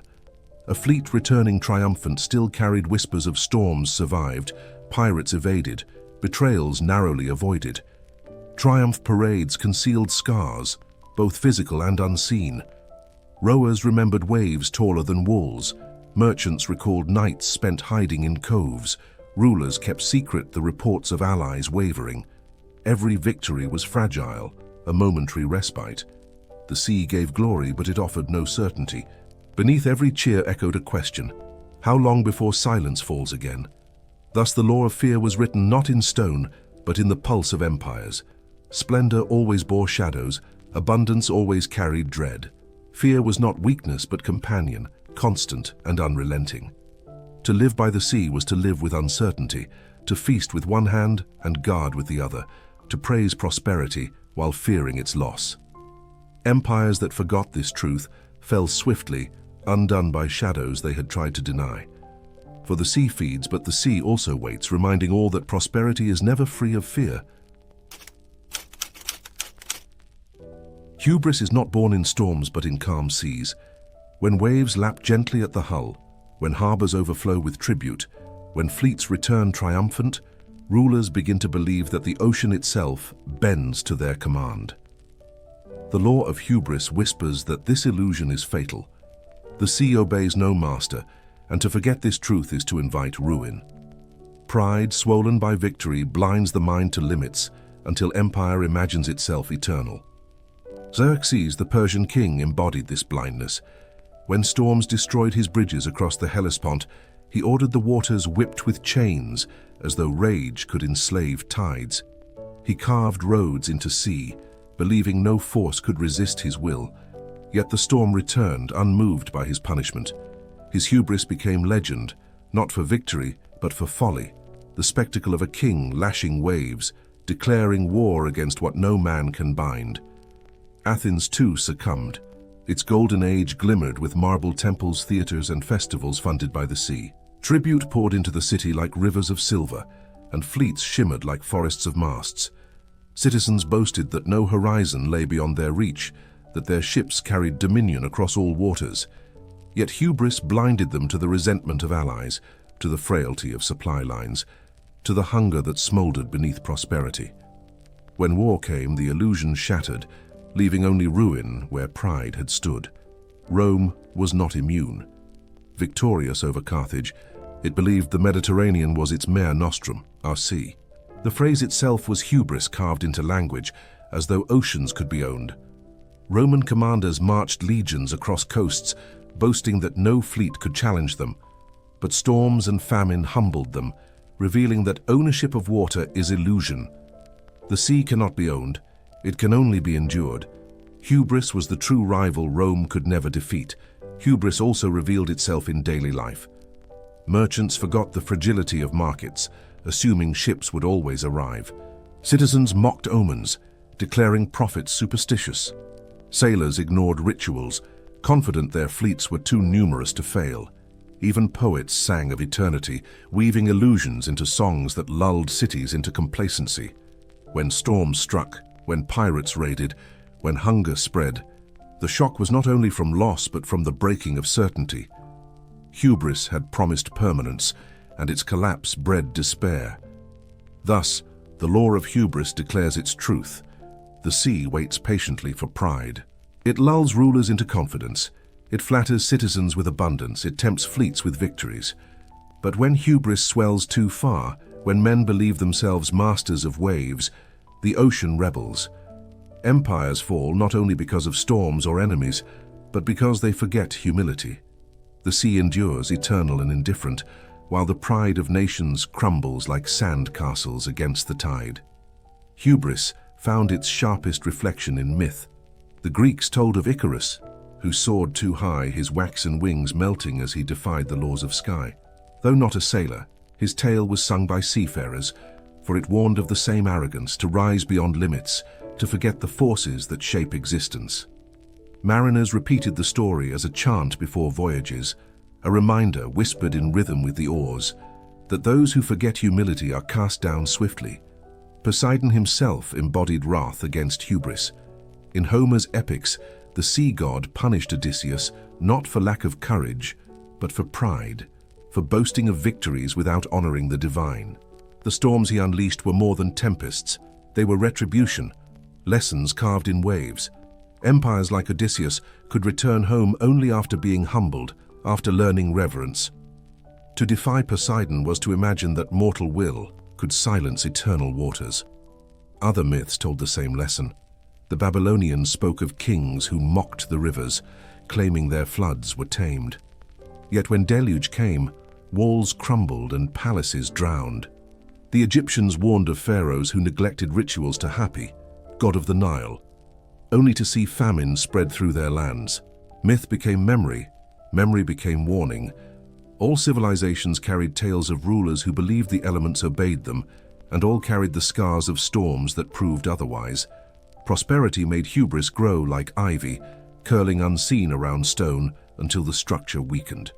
Athens, in its festivals, paraded wealth as if invincible, ignoring the restlessness of its allies.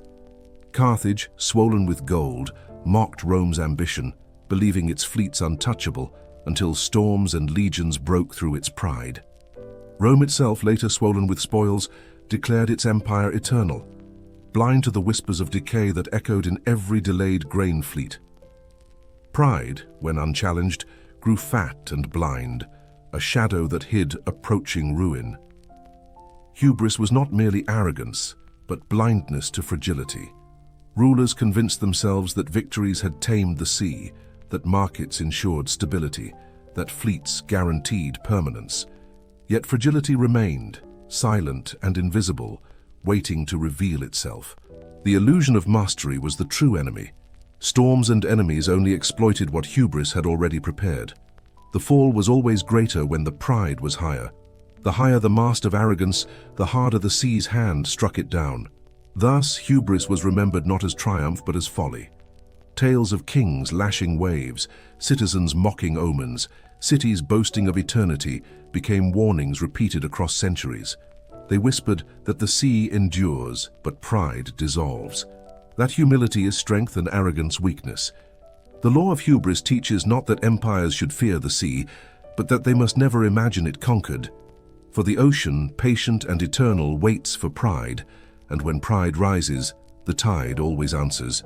Hubris did not only mark the battlefield, it seeped into culture, staining art and memory.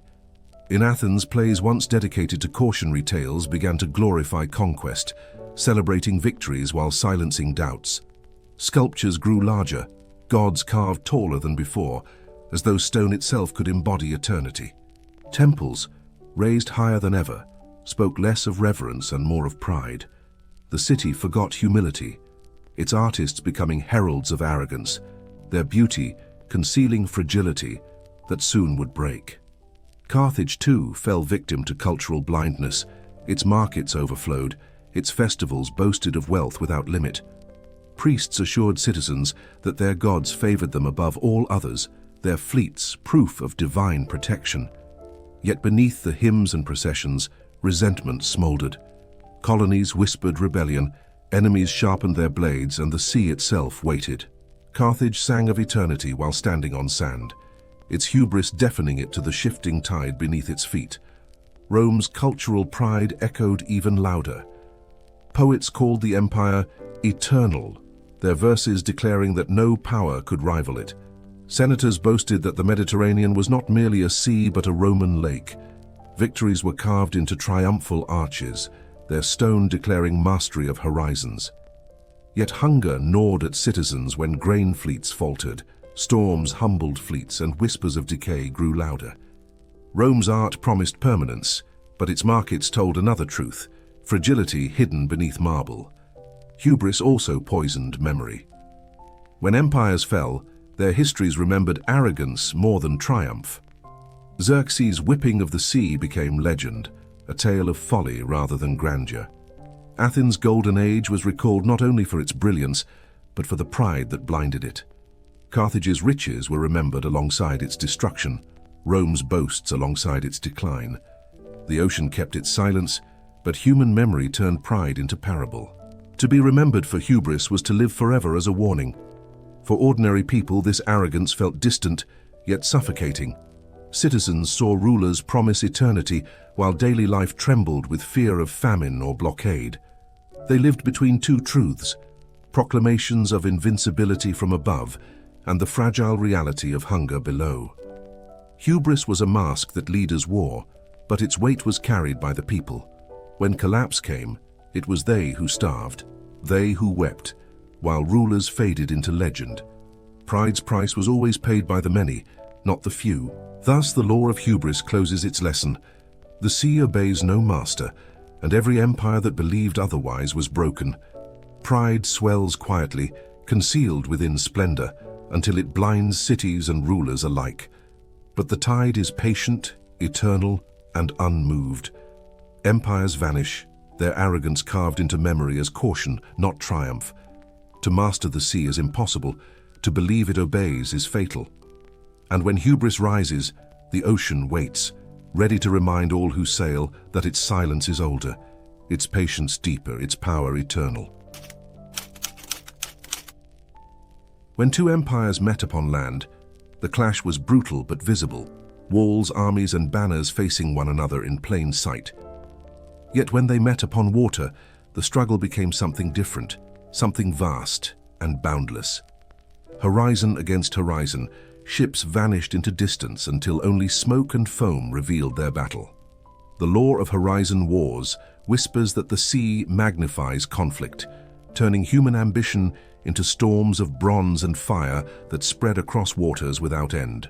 The Persian invasion of Greece revealed this law. At Artemisium and Salamis, fleets met where land dissolved into waves.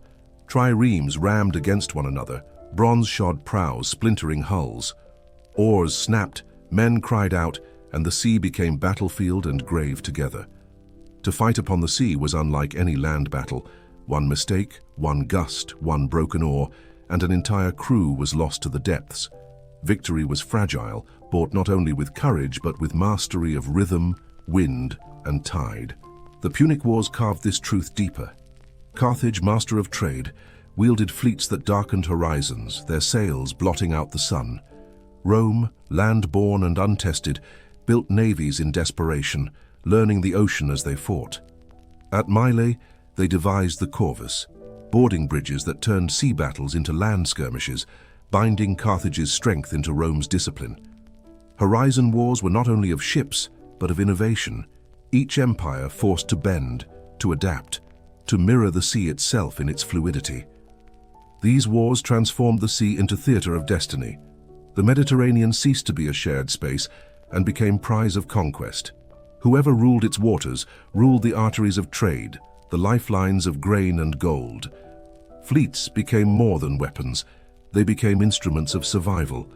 To lose a sea battle was not merely defeat, but strangulation, the slow suffocation of hunger and silence in the harbors.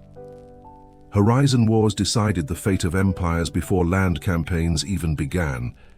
Yet to fight upon the horizon was to gamble with forces beyond human command.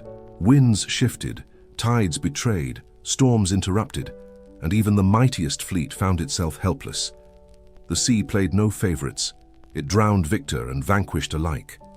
To engage upon open waters was to acknowledge this risk, to cast ambition upon waves that could erase it in a single night. And yet empires could not resist, for the horizon was both temptation and challenge. Whoever mastered it believed they mastered the world. Thus, horizon wars were more than strategy, they were symbols. They revealed the arrogance of rulers who believed the sea could be tamed, and the desperation of cities whose lives depended upon its roots. They taught that conflict upon water is conflict magnified, stripped of illusion, where fragility is exposed in every plank, every sail, every oar. The sea demanded humility, yet empires brought pride. And in their collision, history was rewritten upon the tides.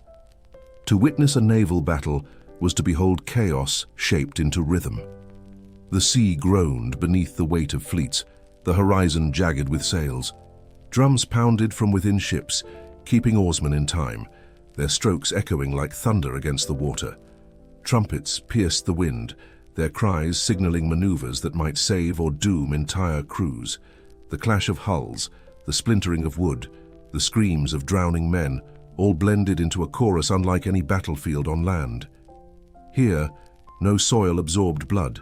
It mingled with salt, spreading invisibly across waves. Fear pressed heavier at sea than on land.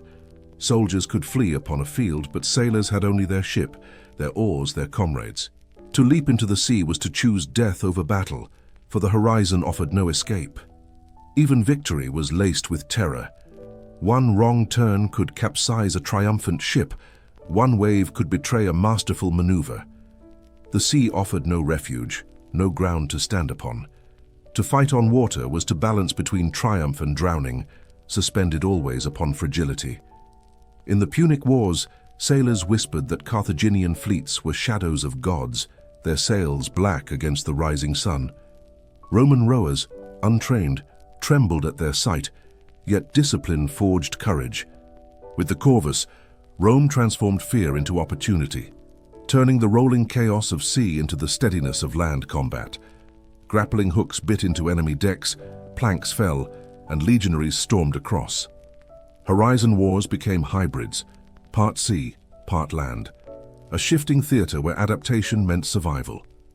Fire became a weapon of terror. In Greek and later Byzantine battles, pots of flaming pitch were hurled across decks, their flames clinging to wood, sails, and flesh alike.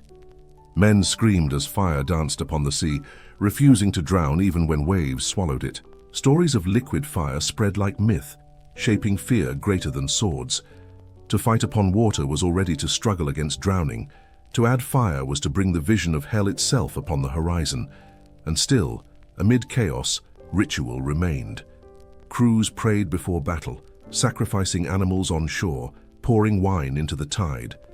Amulets dangled from masts, charms sewn into sails.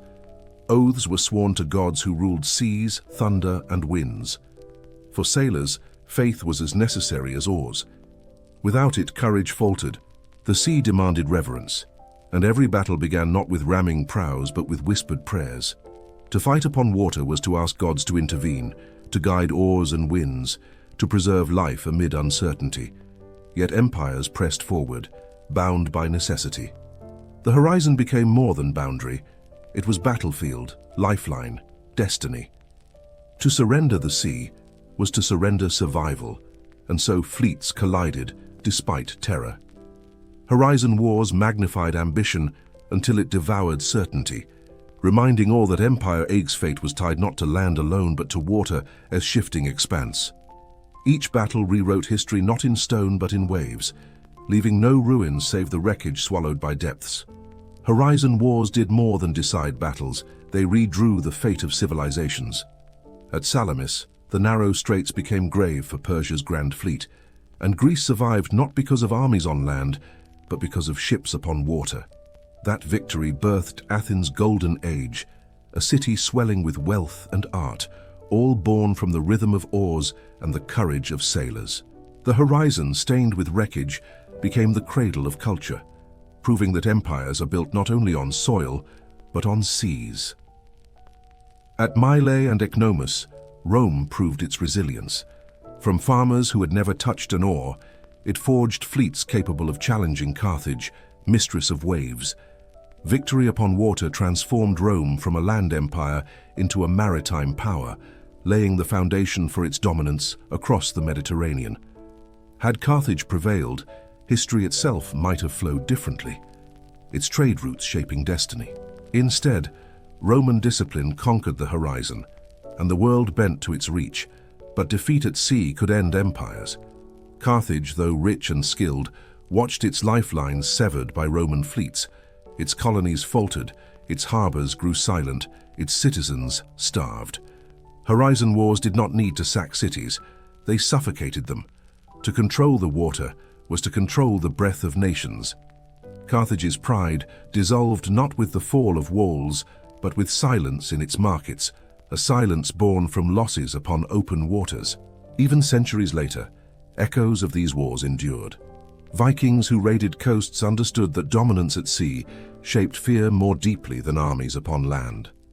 Byzantium, heir to Rome, guarded its lifelines with Greek fire, ensuring enemies trembled at its fleets. The law was universal, carved across ages. To win on the horizon was to live, to lose was to vanish. The sea was judge, jury, and executioner, its verdicts written not in parchment but in tides.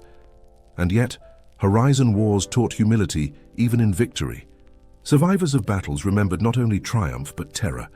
The cries of comrades drowning, the groan of sinking ships, the haunting silence after fire faded. For rulers, victory meant empire.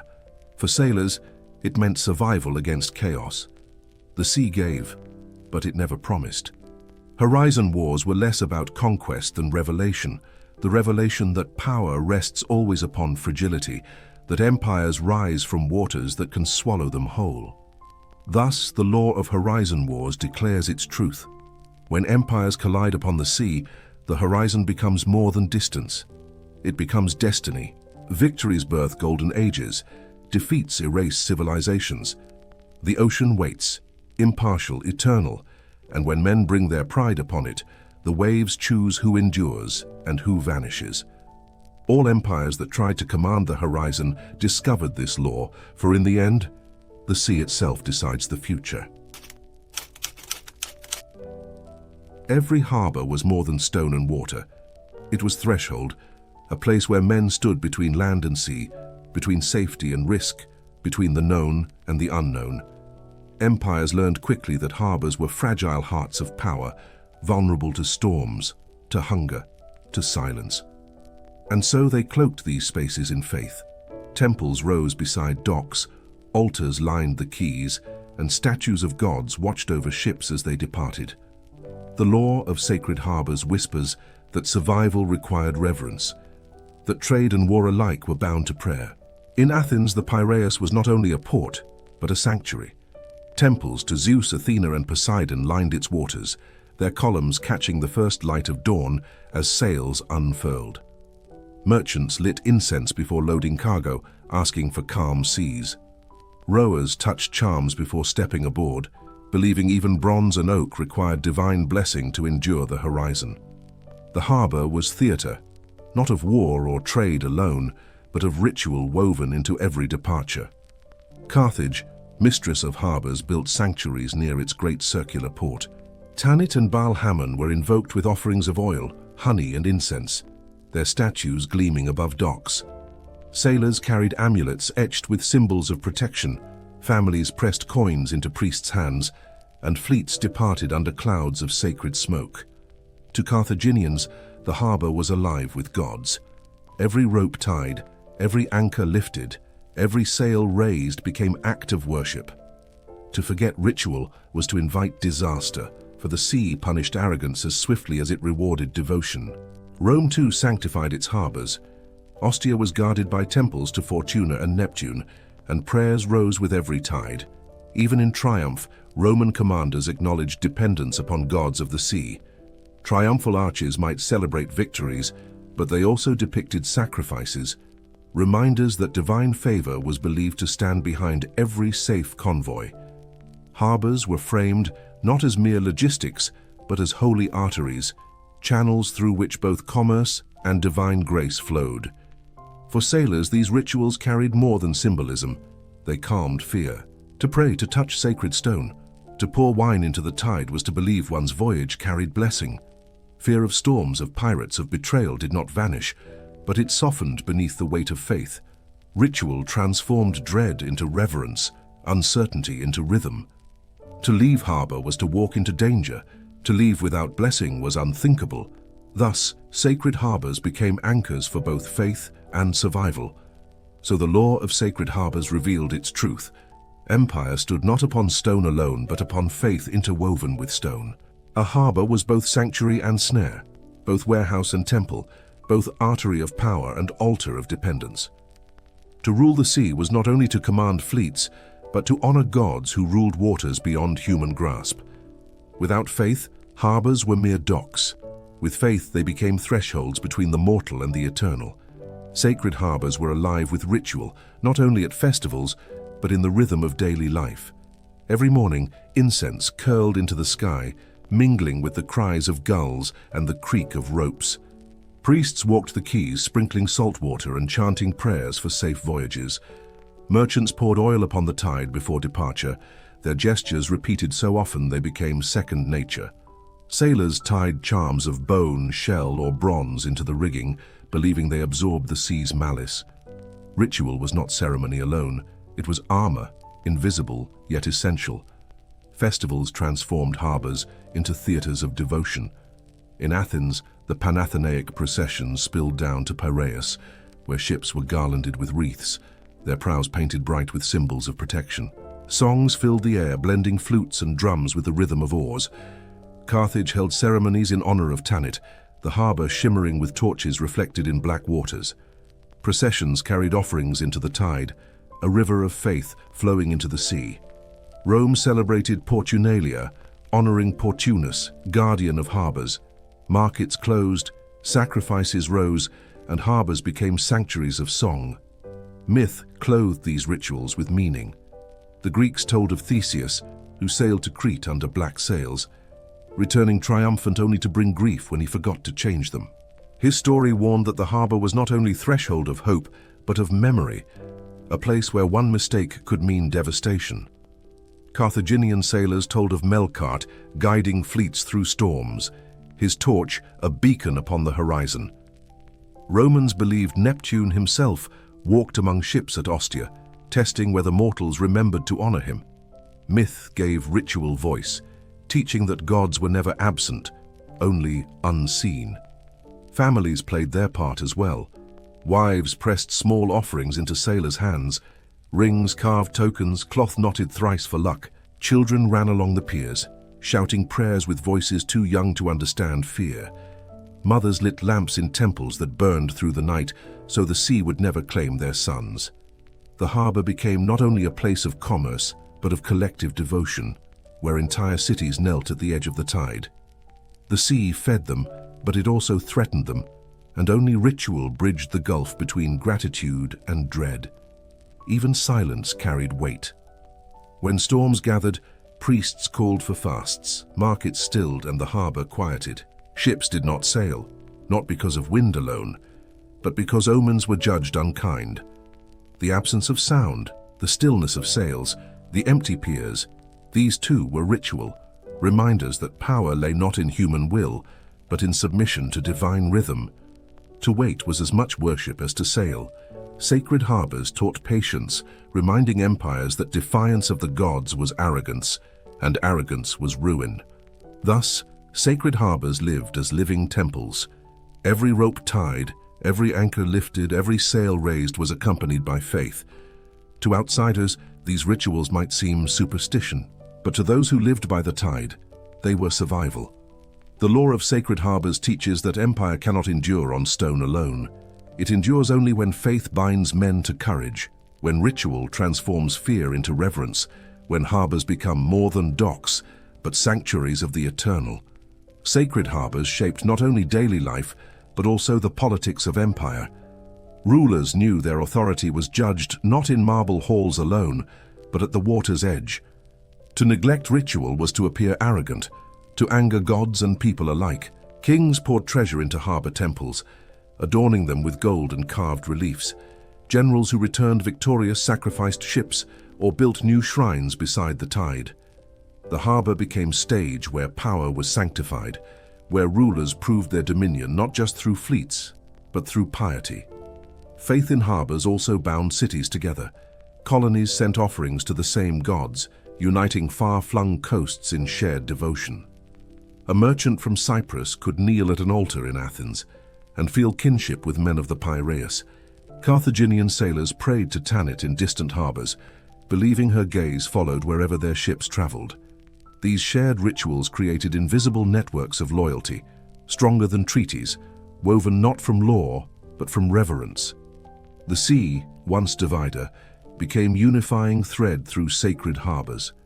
When harbors fell, memory preserved their sanctity long after.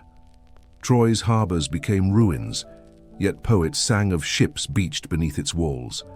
Carthage's circular port was buried, but whispers of its temples lingered in Roman accounts.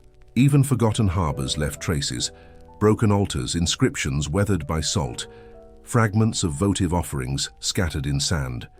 These remnants spoke not of commerce, but of devotion, proof that harbors were never mere warehouses. They were thresholds where mortals sought eternity, where empires bent knee before tides older than stone. Sacred harbors also shaped identity. Citizens saw themselves not only as members of cities or empires, but as participants in divine order. Festivals reinforced this, teaching that prosperity was gift, not right. Harbors reminded all that wealth flowed not only from ships, but from favor. When storms struck, when fleets vanished, survivors did not curse rulers first. They asked which ritual was neglected, which god was forgotten. Faith was not ornament to empire, but foundation, carved into every stone pier and echoed in every prayer. In the end, the sanctity of harbors outlived the empires that built them. Fleets rotted, walls crumbled, markets fell silent, but the memory of sacredness remained. Even centuries later, fishermen lit candles where temples once stood. Merchants tossed coins into waters long abandoned. Travelers marveled at ruins of piers and whispered of the gods who once guarded them. The law of sacred harbors teaches that empire fades, but reverence lingers. The tide erases marble, but not memory. Thus the lesson endures. The sea cannot be commanded, but it can be honored. Sacred harbors were humanity's answer to fragility, places where prayer and commerce met, where fear and faith embraced.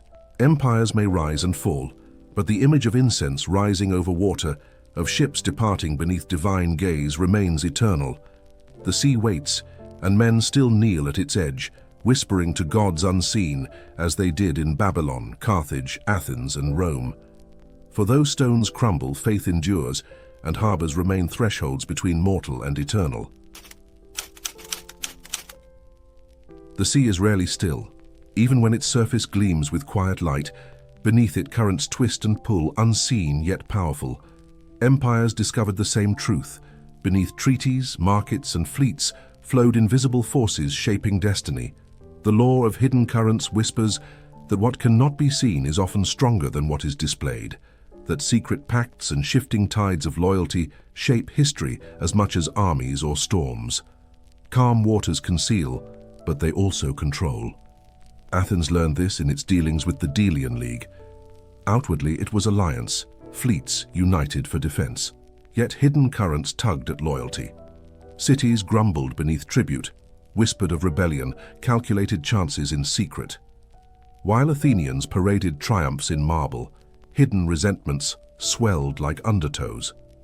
The empire's ships gleamed in sunlight, but below invisible forces eroded its foundations. The calm of its harbors concealed currents of betrayal that would one day pull it under. Carthage, too, thrived upon secrets. Its merchants mastered routes unknown to rivals, guarding them with silence sharper than spears. Hidden treaties bound colonies, while spies carried news across waters disguised as traders. Rivals saw prosperity and assumed strength, yet much of Carthage's power flowed in secrecy. The concealed agreements, the guarded maps, the whispered deals struck in dimly lit halls. To control the Mediterranean was to control not only ships, but information, and Carthage wielded secrecy like a sail, invisible yet essential. Rome, ever pragmatic, also learned the value of hidden currents.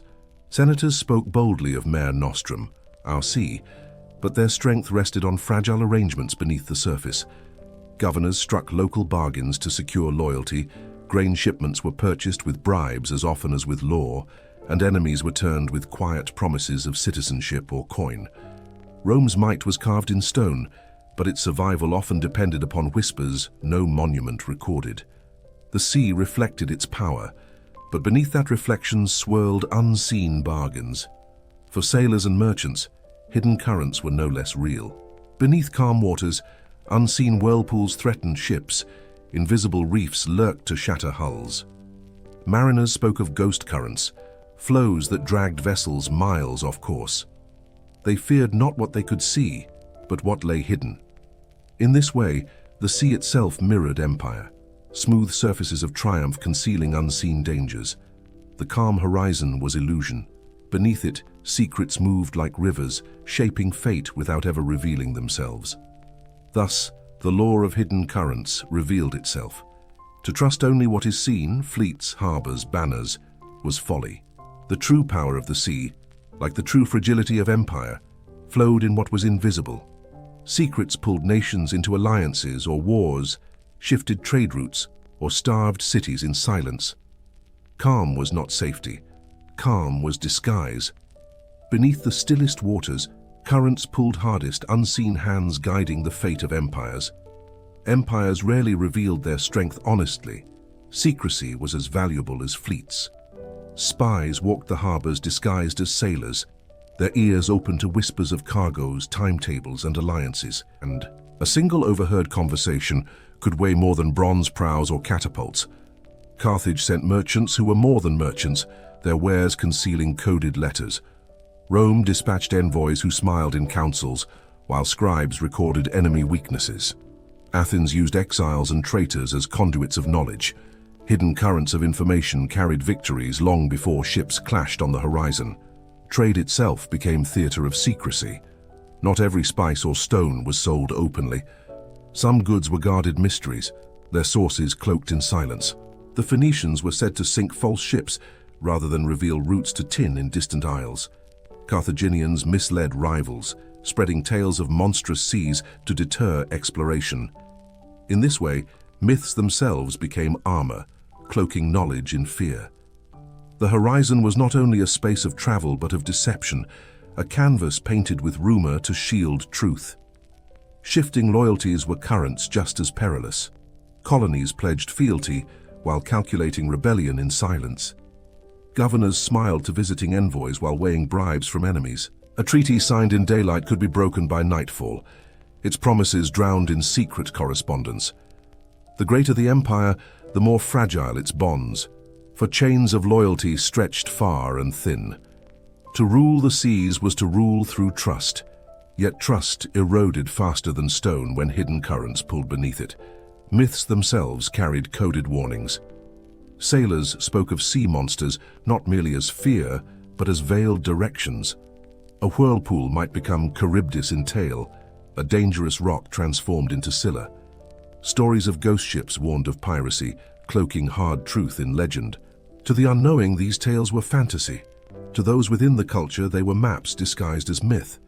Hidden currents of knowledge moved not through parchment, but through stories, carried safely across generations. Even nature concealed its own currents. The Mediterranean appeared tame compared to the vast oceans, yet beneath its calm shimmered invisible flows. Mariners who understood these could travel swiftly. Those who ignored them were cast adrift. Knowledge of such currents was guarded jealously, passed in families like inheritance, shared in whispers from master to apprentice. Empire depended as much on such hidden skill as on bronze or tribute, yet few monuments recorded these silent custodians of the sea. Thus, the sea itself taught the lesson. Calm waters were illusion. Beneath every glitter of sun, beneath every glassy reflection of sky, forces moved unseen, relentless, decisive. So it was with empire. What appeared stable was often fragile, what seemed eternal was already eroding. The lore of hidden currents revealed that survival belonged not to the strongest fleets, but to those who understood what flowed beneath, the secrets, the whispers, the invisible hands guiding destiny. Empires rarely fell from storms alone. They unraveled through currents hidden beneath the surface. Athens appeared strong until allies, weary of tribute, shifted allegiance in silence. Carthage thrived until colonies whispered rebellion, their loyalties purchased by Rome's promises. Rome itself seemed eternal, yet betrayals crept within its provinces, governors selling loyalty for gold, generals declaring allegiance only until ambition whispered otherwise. No wall could guard against these unseen tides, no fleet could blockade the currents of deceit. Betrayal often struck without warning, like a whirlpool invisible until the ship was already caught. A trusted ally closed its harbors to fleets, a governor withheld tribute, a merchant secretly sold secrets to rivals. These were not storms that announced themselves with thunder. They were silent, patient, devastating. By the time rulers noticed, their empires were already sinking. The sea mirrored this lesson. The deadliest forces were not the waves that broke loudly, but the currents that pulled quietly beneath calm. Fear deepened the effect of these hidden tides. Rulers, sensing betrayal but unable to see it clearly, often struck preemptively. Allies punished unjustly became enemies. Colonies crushed in suspicion turned rebellious in truth. Paranoia spread, breaking the fragile chains of trust that held empires together. In the end, secrecy became both weapon and poison. What gave power also hollowed it, until empires collapsed under the weight of their own suspicion. Hidden currents destroyed not only fleets but faith. The memory of such betrayals lingered in stories. Greeks warned of treacherous winds sent by gods, metaphors for treachery among men. Romans spoke of false harbors, ports that welcomed fleets only to trap them. Carthaginians told of sailors who betrayed their cities by revealing routes once guarded as sacred. Myths preserved the truth in symbols, that it was not always storms or armies that destroyed empires, but hidden currents of disloyalty and deceit. The sea's lessons were woven into parable, so no generation might forget. And yet, the sea also taught resilience. Just as skilled sailors learned to read the invisible flows, wise rulers sought to sense the undercurrents of their empires. Some secured loyalty through generosity, others through shared rituals, still others by weaving faith into politics. Those who failed, those who trusted only the glitter of calm, drowned quickly. Those who survived were those who understood that beneath every still surface flowed powers unseen. To endure meant to respect what was invisible as much as what was seen. Thus, the law of hidden currents was sealed into memory. Empires may build fleets, carve temples, raise walls, and boast of eternity, but the unseen always decides. Betrayals, whispers, secret tides of loyalty, these currents drag down empires faster than storms. Calm is never safety, it is disguise. Beneath quiet harbors and gleaming horizons, the currents wait, patient and eternal, shaping destiny in silence. The sea reflects this truth, and in its depths it keeps the memory of empires undone by forces they could not see. The sea is a taker as much as it is a giver. It feeds nations with fish, carries fleets with wind, and delivers wealth upon the tide, but it also demands price. No voyage was ever believed safe without offering. No empire truly trusted its fleets to the horizon without sacrifice.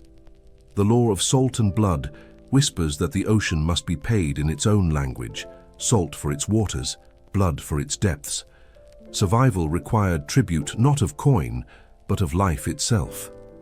In Greece, before triremes departed, priests sprinkled seawater mixed with animal blood across the decks. Rams, goats, and birds were slain at the shore, their lifeblood flowing into waves as gift to Poseidon. The scent of salt and iron mingled with incense, a reminder that no oar could move without divine permission. Sailors carried fragments of bone or feather from these offerings, believing themselves bound to the gods through shared sacrifice. Without it, voyages seemed doomed before the first stroke. Carthage's rituals were darker still.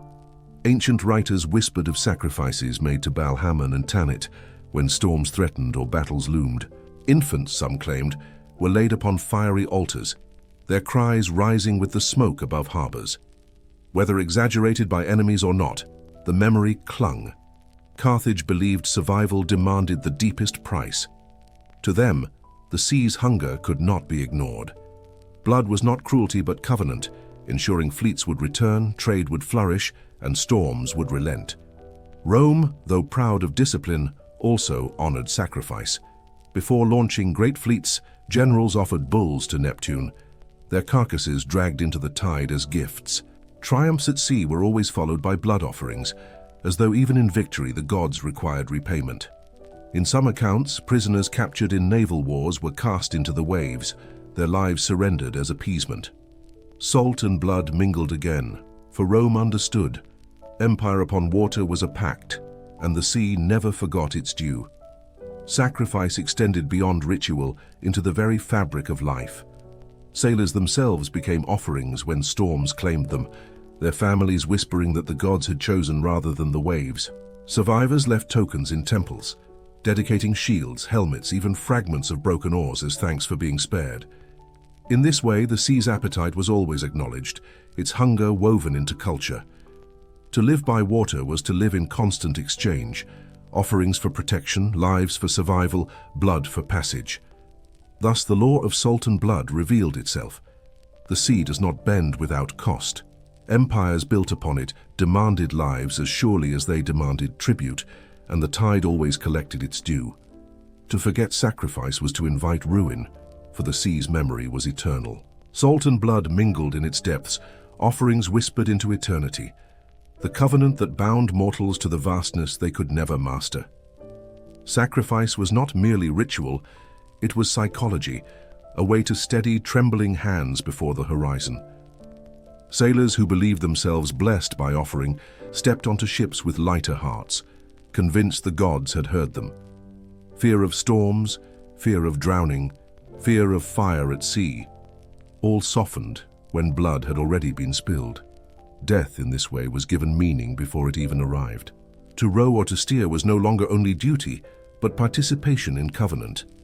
For captains, sacrifice was a way to command not only the sea, but the minds of their crews. A bull slain at the harbor was proof that no voyage was abandoned to chance. The sight of blood flowing into the tide transformed dread into resolve. Sailors whispered that if the gods demanded lives, better it be the ram, the goat, the bull, not them.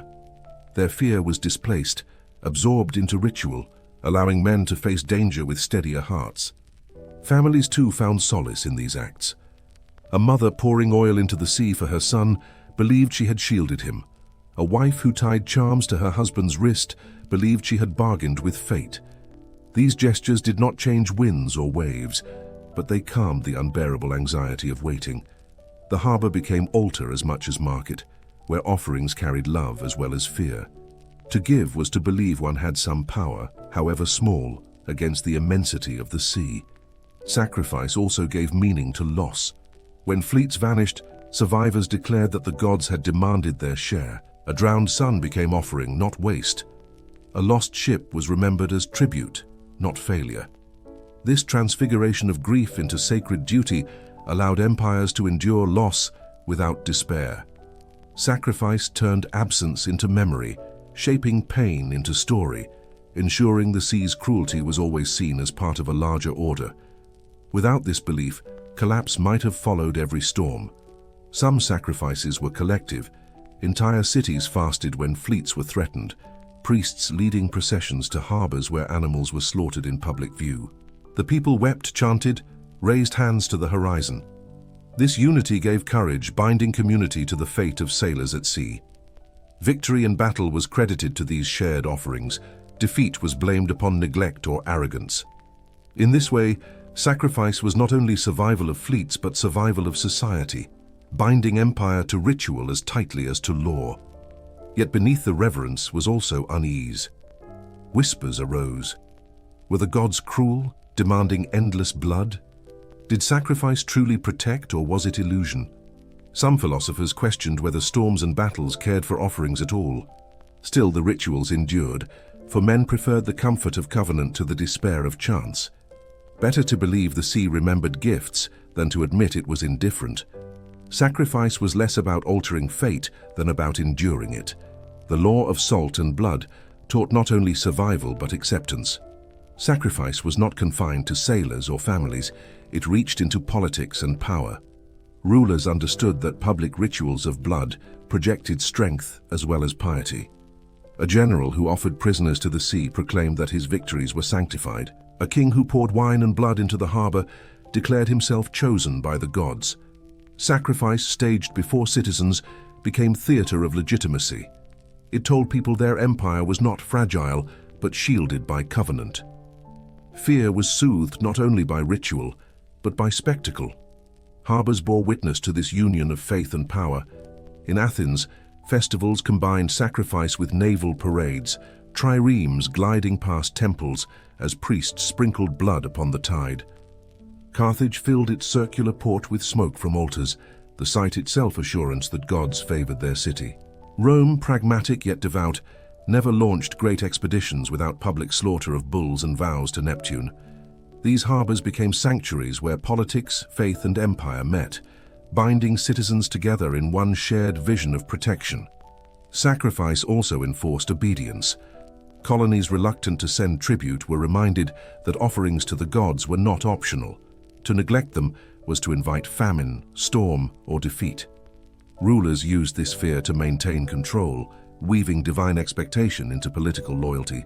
In this way, the blood poured into seas was not only for gods but for empire itself, ensuring compliance through awe. Resistance became sacrilege, and sacrilege carried not just political but cosmic danger. Even defeat was explained through the language of sacrifice.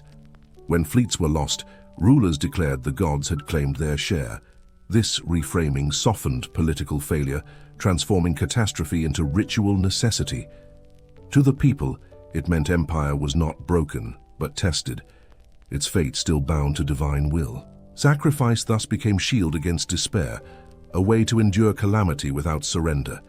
It turned disaster into narrative, giving meaning to chaos, keeping empire alive through story even when fleets sank. Over centuries, memory preserved these acts. Broken altars on forgotten shores still carry traces of ash. Inscriptions speak of ships dedicated to gods after victories, of animals slaughtered to avert storms. Even today, fishermen in distant coasts toss wine into waves, echoes of rituals older than empires. The covenant of salt and blood lingers, teaching that humanity has always bargained with the sea. Whether through lambs upon altars, bulls cast into waves, or whispered prayers, the lesson remained. The sea demands price. Thus, the law of salt and blood closes its truth. Empires that sailed the seas lived by covenant, binding themselves to unseen forces with offerings of flesh and faith. Sacrifice shaped politics, calmed fear, unified people, and sanctified power. Yet beneath its rituals lay unspoken knowledge that the sea does not truly need blood nor remember gifts. It is indifferent, eternal. Sacrifice was humanity's answer to that indifference, a way to face fragility with reverence. Salt and blood flowed not because the sea demanded it, but because men could not sail without believing it did.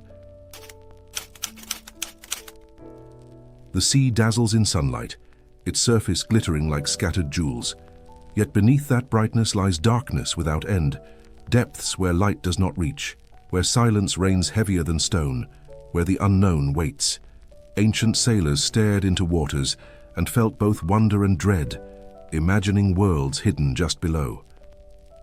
The law of silent depths whispers that fear of the unseen shapes empires as much as visible battles, that what cannot be known becomes more powerful than what can. Myths blossomed from this silence. The Greeks spoke of Charybdis, a monstrous whirlpool swallowing ships whole, and Scylla, lurking with many heads to seize sailors from decks. Phoenicians told of sea demons that dragged men into blackness. Egyptians imagined serpents coiled in the underworld rivers, their bodies stretching longer than ships. These stories were not inventions alone, but translations of awe, ways to name the fear stirred by the abyss. Silence was too vast to endure without narrative. Even practical men felt its weight. Roman commanders trained in discipline confessed unease when fleets sailed across waters where no bottom was known. Oars dropped into emptiness without echo, nets pulled nothing from the deep. Sailors swore they heard groans rising from below. To march upon land was to face enemy eyes. To sail above the abyss was to face unseen presences. The depth turned even hardened soldiers into children, whispering charms against what waited beneath. Merchants too lived by this dread. A voyage was not only risk of storm or piracy, but of vanishing into silence. When ships disappeared without trace, families imagined monsters had claimed them. Markets murmured with speculation, transforming absence into myth. Loss became story, and story became warning. Thus, the unknown beneath waters shaped choices as surely as storms above, altering routes, slowing voyages, instilling caution. The unseen was master, commanding through mystery. For empires, this fear was double-edged. It limited ambition, warning against overreach, yet it also gave rulers tools of power. Priests declared that gods ruled the depths, demanding offerings before voyages. Prophets used tales of monsters to discipline sailors, reminding them of humility. Leaders exploited mystery, cloaking politics in divine fear. In this way, the silent depths became stage for both control and reverence. The abyss was not empty. It was crowded with imagination, heavy with presence. Thus the law of silent depths revealed its first truth. The unknown is never nothing. It is filled with stories, fears, and rituals that shape how men act. The ocean's surface may glitter with sunlight, but beneath it silence presses like stone, commanding awe. Empires sailed across water, but they never ruled what lay below. The depths remained sovereign, eternal, and silent, shaping destinies through fear alone. The abyss became a canvas upon which civilizations painted their fears. Greek sailors described leviathans with eyes like lanterns and backs like islands, their vast bodies unseen until ships struck them. Carthaginian traders whispered of waters so deep they echoed with hollow moans, as if the earth itself groaned beneath. Egyptians told of Nun, the primeval ocean, infinite and dark, from which all life emerged, and to which it might return. These tales gave shape to dread, transforming silence into myth. Without them, the unknown was unbearable. Myths also guarded secrets. When Phoenicians discovered far shores rich in tin or amber, they cloaked roots in legends of monsters. Foreign rivals were warned that beyond certain straits dwelled beasts that devoured entire fleets. In truth, the danger was not fangs, but competition. The silence of depths became shield for empire, cloaking commerce in fear. To outsiders, the abyss meant peril. To those within, it meant profit. Silence, manipulated, became strategy. Religious practice echoed this reverence. In Athens, priests poured libations into the deepest parts of harbors, wine sinking into waters that no diver could reach. Carthage dedicated altars to spirits of the deep, unseen but acknowledged. Rome, though pragmatic, offered sacrifices to Neptune and lesser gods said to dwell far below. The abyss was not ignored, it was appeased. Faith filled silence with presence, binding the unknown into divine order. To live beside the sea was to live beside mystery, and only ritual kept fear from devouring courage. Even art revealed this obsession. Pottery bore images of serpents twined around ships. Mosaics depicted dolphins leaping over hidden monsters. Epic poetry carried lines of heroes battling creatures that rose from abyssal waters. Such images reflected not merely imagination, but necessity. They taught audiences that courage meant facing the unseen, that survival required reverence. In myths of depth, empires educated their people in humility, reminding them that pride upon the sea was folly. For common sailors, silence beneath the keel was more intimate than myth. They felt it each night as ships drifted under starlight, the black water reflecting constellations, yet concealing endless void below. Some swore they heard whispers rising from beneath, voices too faint to understand. Others claimed glowing shapes swam under ships, lights shimmering like stars drowned in the abyss. Whether hallucination or truth, these encounters etched deeper awe into their spirits. They returned to shore speaking of worlds unseen, carrying fear as well as wonder into their cities. Thus, the abyss shaped psychology as much as geography. It imposed humility upon empires, forcing them to reckon with limits of knowledge. Even as fleets conquered horizons, the depths remained unconquered. Silent, dark, eternal, they stood as reminder that empire's dominion was illusion. Men might master coasts, harbors, and markets, but beneath the waves waited a realm immune to conquest. The law of silent depths whispered to all, mastery above means nothing below. And in that silence, civilizations found both reverence and restraint. Fear of the abyss shaped decisions as surely as storms or wars. Merchants often clung to coasts rather than venture across open waters, even when longer routes meant slower profit. The silence below felt heavier than distance itself. Empires learned to build chains of islands and colonies, stepping stones across seas, so sailors might never lose sight of land. Expansion was measured not only in courage, but in how much silence a fleet could endure. The abyss did not merely swallow ships, it restrained ambition. Legends of lost cities emerged from this dread. Plato spoke of Atlantis, swallowed by waves, its greatness drowned in depths where no diver could return. Carthaginian sailors whispered of ruins glimpsed through clear waters, pillars, arches, fragments of forgotten empires resting in silence. Romans too told of temples lost beneath tides, reminders that even marble could vanish without trace. The abyss was not emptiness, but grave, holding the bones of civilizations as offerings to eternity. To gaze into its silence was to see mortality. Religions deepened this symbolism. For Egyptians, the primeval waters were both womb and tomb, the source of creation and the abyss of death. Greeks imagined Hades rivers flowing into ocean, connecting death with sea. Romans believed drowned sailors passed directly into Neptune's domain, their souls forever part of his kingdom. The depths became mirror of afterlife, unseen but inevitable. To stand on a ship above black waters was to stand above the threshold of mortality itself. The silence below was reminder that fate waits unseen. Even strategy acknowledged this law. Admirals avoided waters rumored bottomless, preferring seas where they believed gods or men could intervene. Routes shifted not from storms, but from superstition.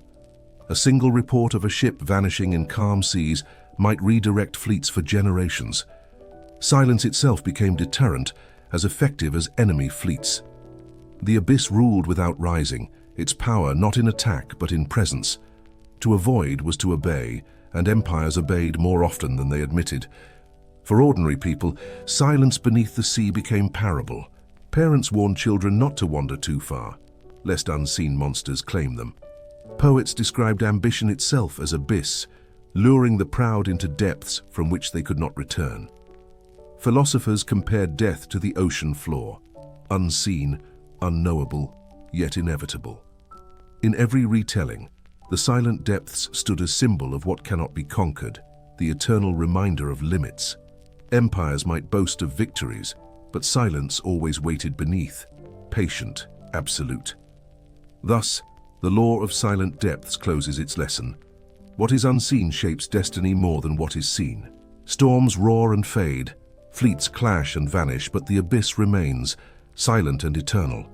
It swallows arrogance, restrains ambition, and teaches humility through fear alone. To live beside the sea was to live beside mystery, and to sail upon it was to sail above eternity. Empires rose, but the depths endured, their silence carrying memory of every ship, every offering, every civilization, drowned in its endless night.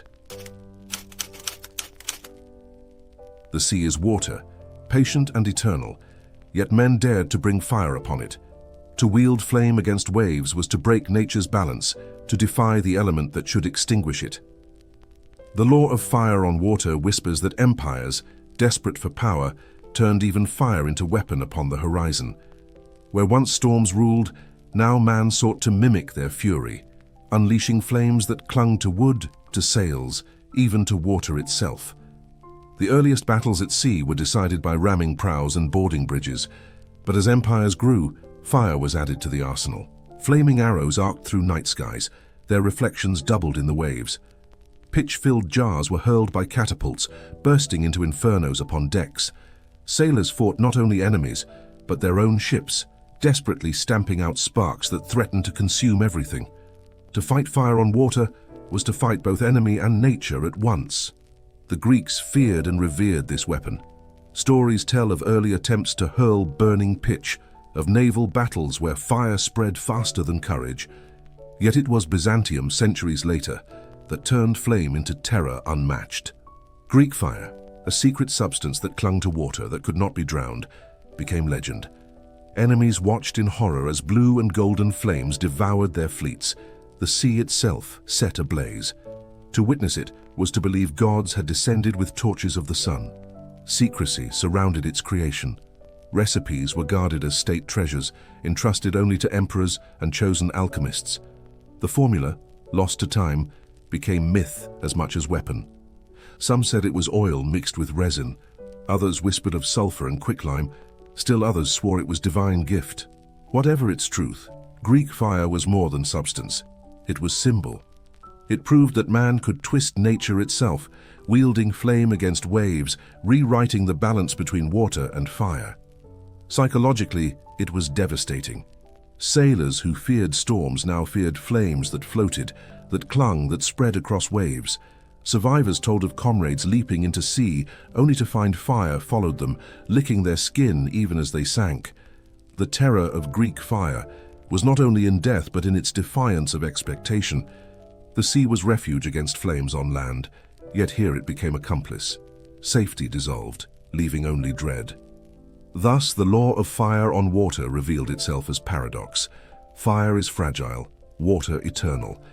Yet upon the sea, men forged weapons that overturned this truth. Empires that mastered flame upon waves gained power beyond fleets alone.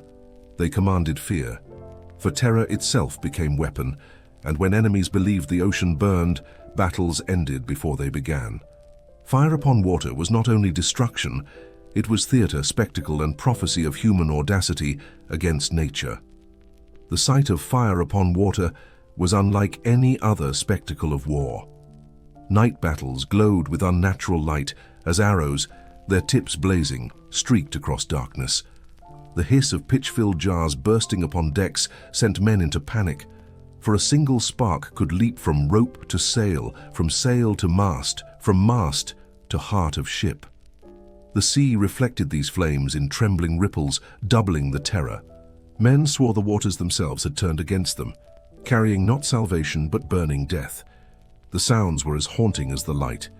Flames crackled even as waves roared, an unnatural duet.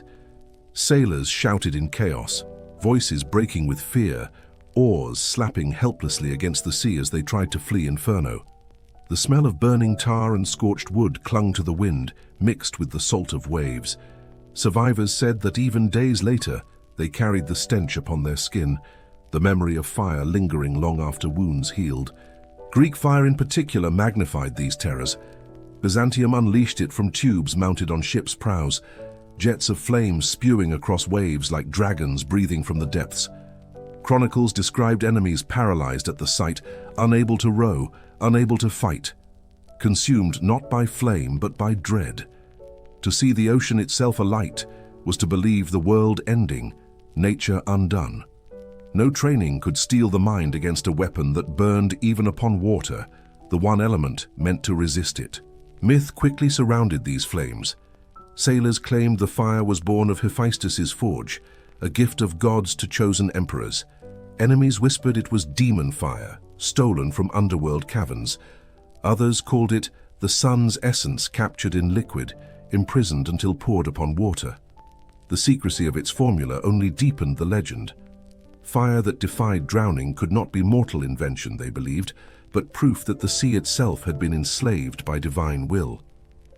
Yet fire on water also reshaped courage. Some sailors embraced rituals of defiance, swearing oaths to leap into flames rather than flee. Commanders promised rewards for crews who held fast even as fire spread, their bravery celebrated in temples and songs. Fire became test as much as terror, proof of loyalty, discipline, and devotion. To endure its sight without breaking was to show strength beyond steel. Thus the weapon forged not only fear, but stories of sacrifice, etched into memory like scars. Still, its power was fleeting. Once unleashed, flames devoured friend as easily as foe. Winds shifted unpredictably, carrying infernos back onto their makers.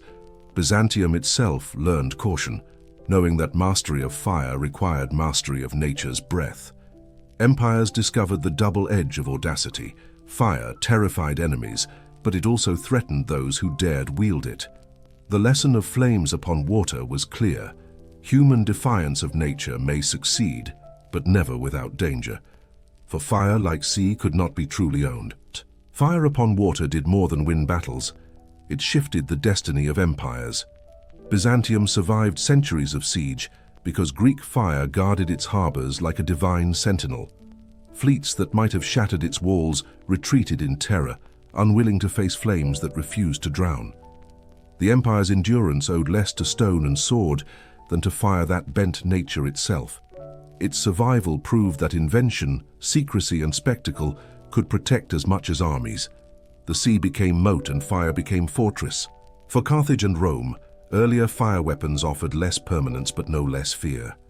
Burning ships became symbols of vengeance, of victory carved into the horizon with light.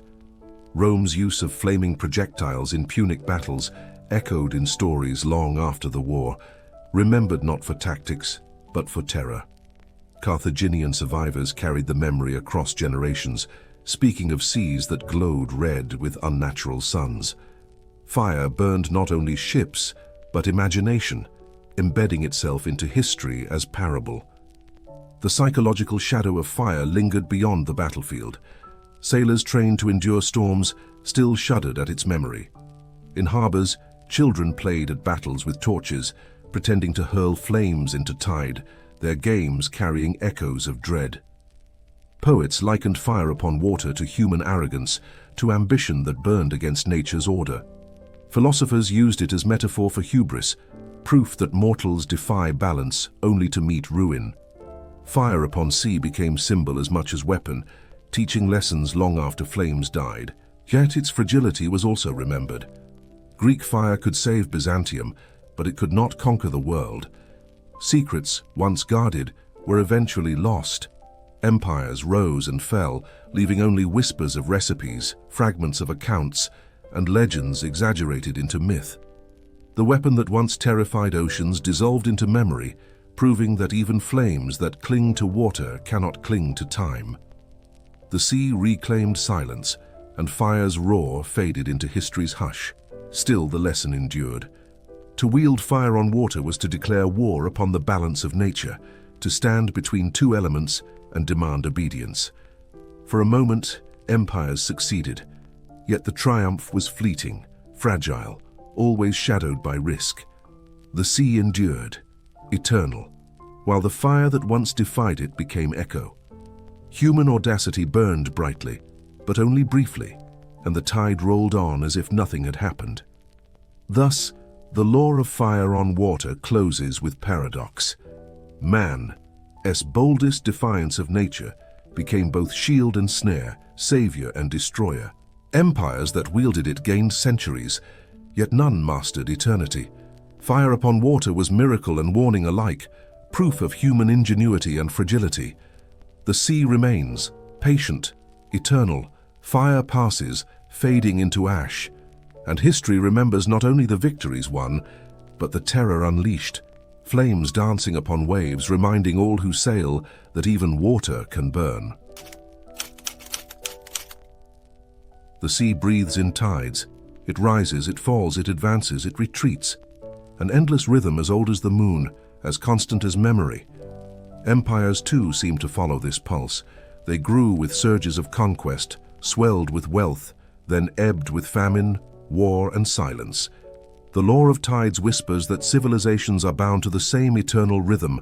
No empire is only ascent, none only decline.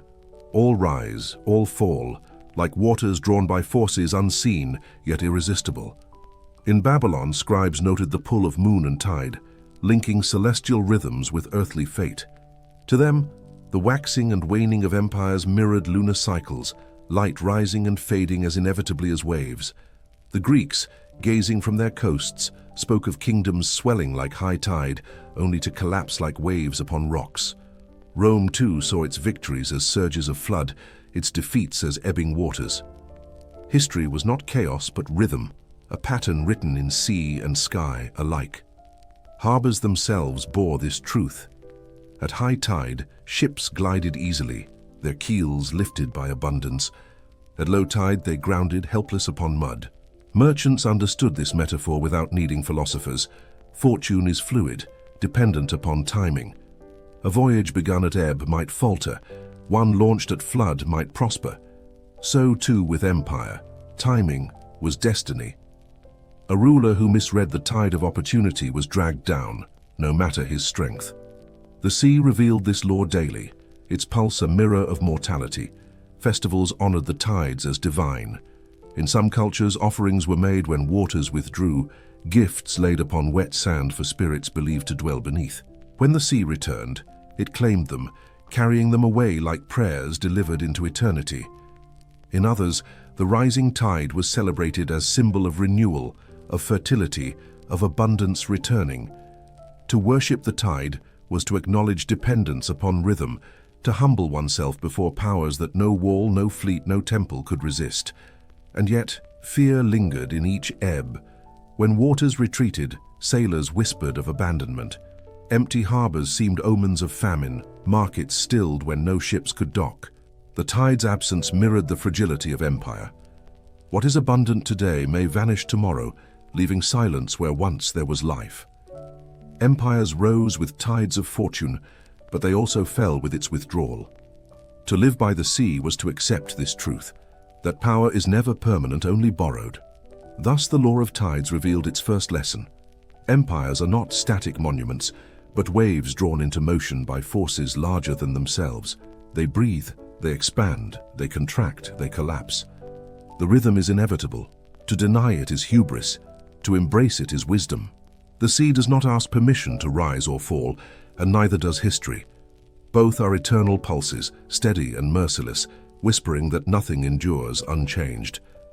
Empires soon learned to read the tide as they would a scroll of prophecy. Carthaginian merchants studied currents and lunar phases, ensuring their fleets left harbors when waters promised swift passage. To them, tide was calendar, destiny written in water. The Greeks, who built their colonies across scattered islands, relied upon tides as much as upon winds, believing that the very expansion of their people followed the same rhythm, outward when seas welcomed, inward when waters pulled away. For Rome, tides became strategy, dictating when harbors could disgorge fleets of war, when supplies could reach soldiers stationed at distant coasts. Wars themselves followed this pulse. A commander who mistimed invasion faced ruin as surely as one who misjudged enemy strength. Chronicles describe fleets grounded upon ebbing tides, soldiers stranded while enemies advanced. Others tell of victories won because ships rode rising waters at dawn, arriving swift and unexpected. Tide was ally or traitor, impartial yet decisive. The rhythm of conquest was not written only in steel, but in water that rose and withdrew at will. Religion clothed this law in myth. In Mesopotamia, stories of the Great Flood reflected the fear that tides could swell beyond control, engulfing cities as easily as harbors.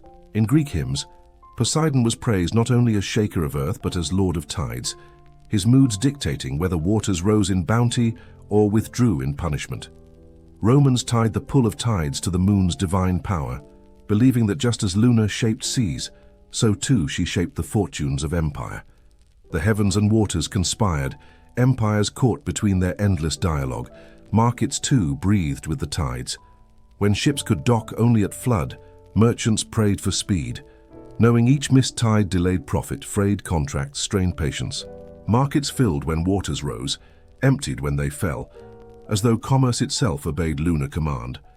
Empires that mastered ports, dredging harbors, building breakwaters, timing schedules, prospered by taming rhythm. Those that ignored it found trade faltering, wealth slipping away as inexorably as waters retreating across sand. But tide was more than practical, it was psychological. For sailors watching horizons, the tide's shift was reminder that nothing stayed. A calm harbor at dawn could be barren by noon, ships stranded in mud like beached whales. To live upon tide was to live upon impermanence, to accept change as constant. Empires reflected this truth.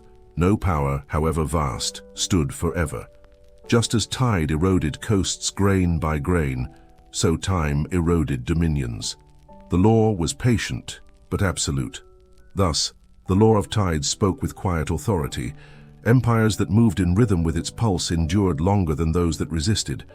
Carthage prospered when it followed trade's ebb and flow, faltered when it sought to grasp too tightly.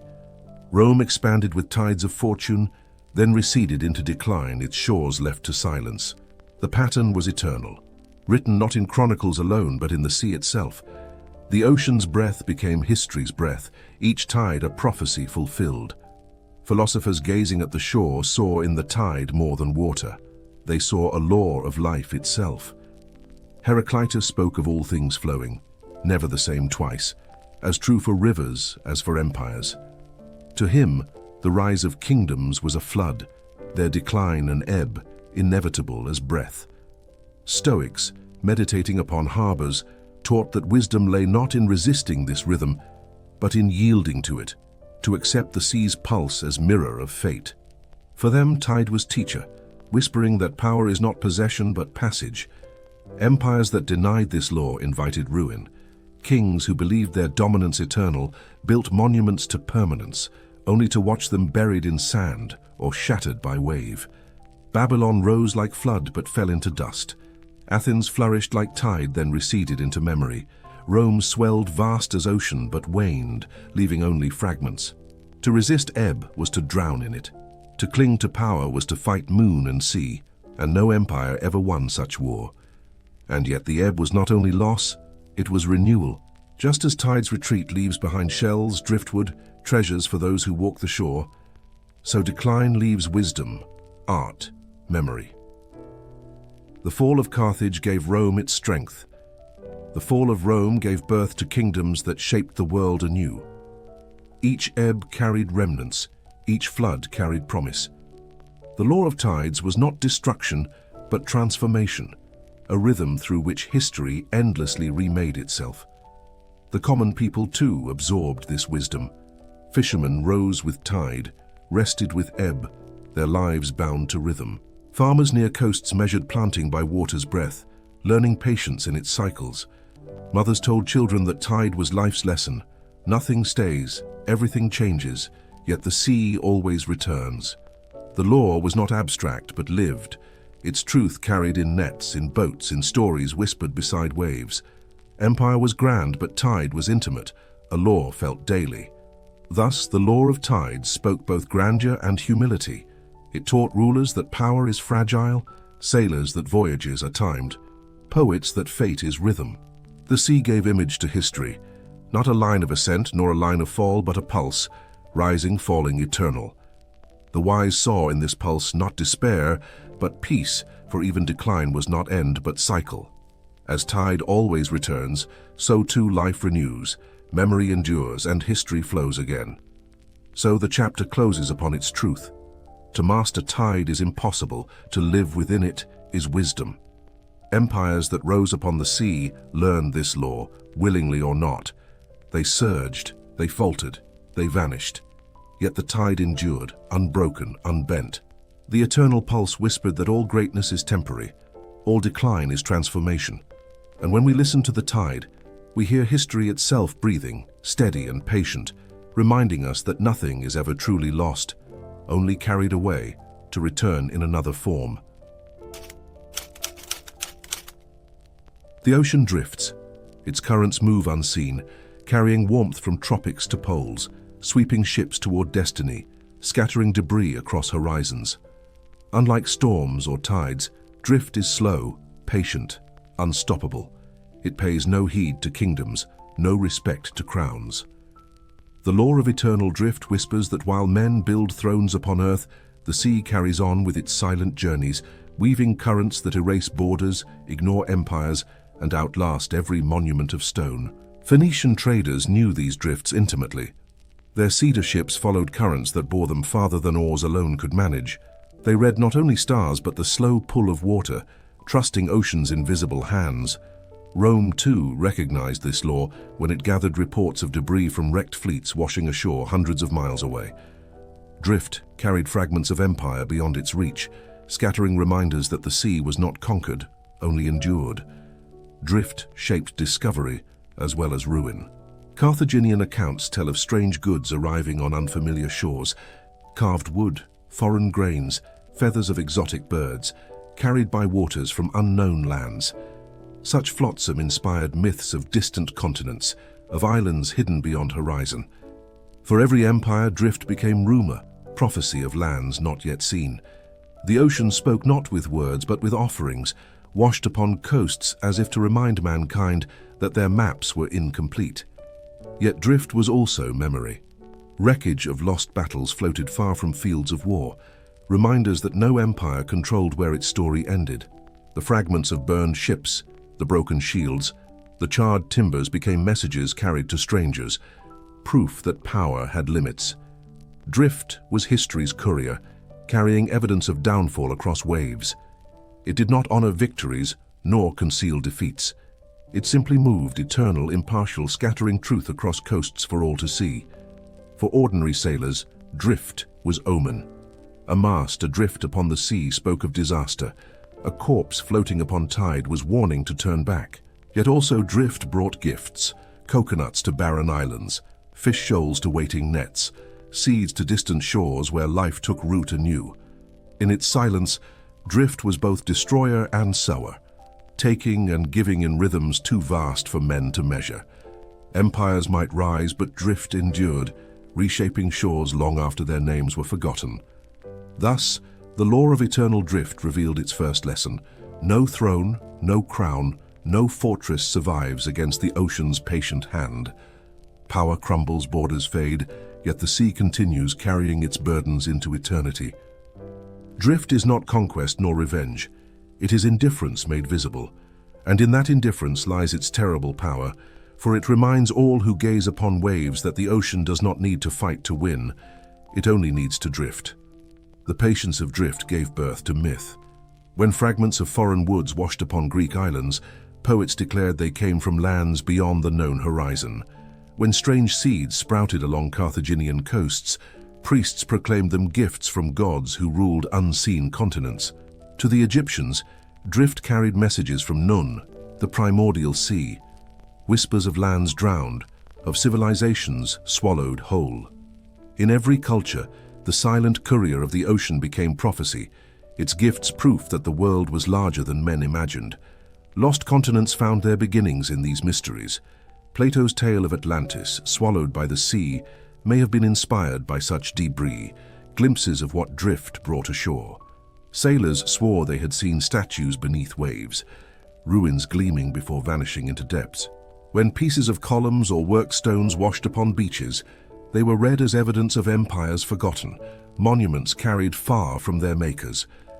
Drift transformed rumor into legend, legend into faith, faith into memory that endured long after evidence had dissolved.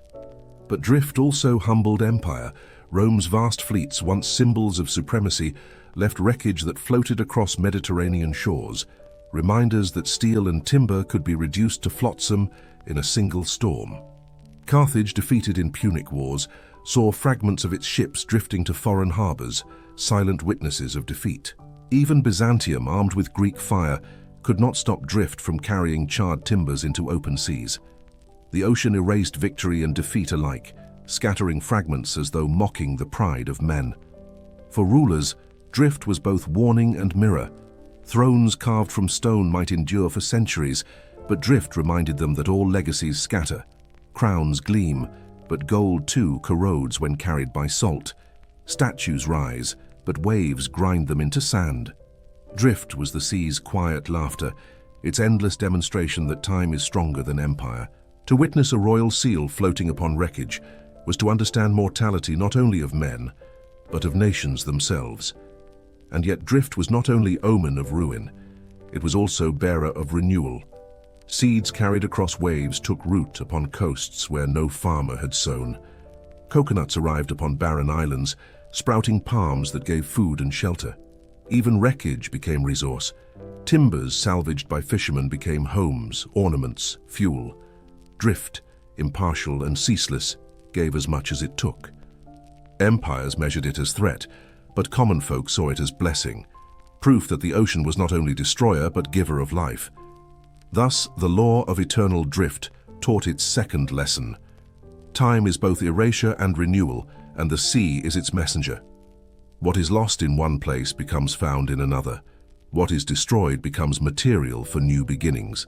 Thrones may crumble, crowns may sink, but drift ensures fragments endure, reshaped into future unknown. Empires sought permanence, yet drift revealed the deeper law. Nothing is permanent, but nothing is wholly gone. The sea carries all into transformation. In the quiet patience of drift lay the final metaphor for empire, legacy scattered, yet never erased. A statue toppled by war may sink beneath waves, but fragments of its stone would drift ashore, whispering of its former glory. A scroll lost in fire might dissolve into fragments, yet shreds carried by water could inspire legends of libraries never fully forgotten.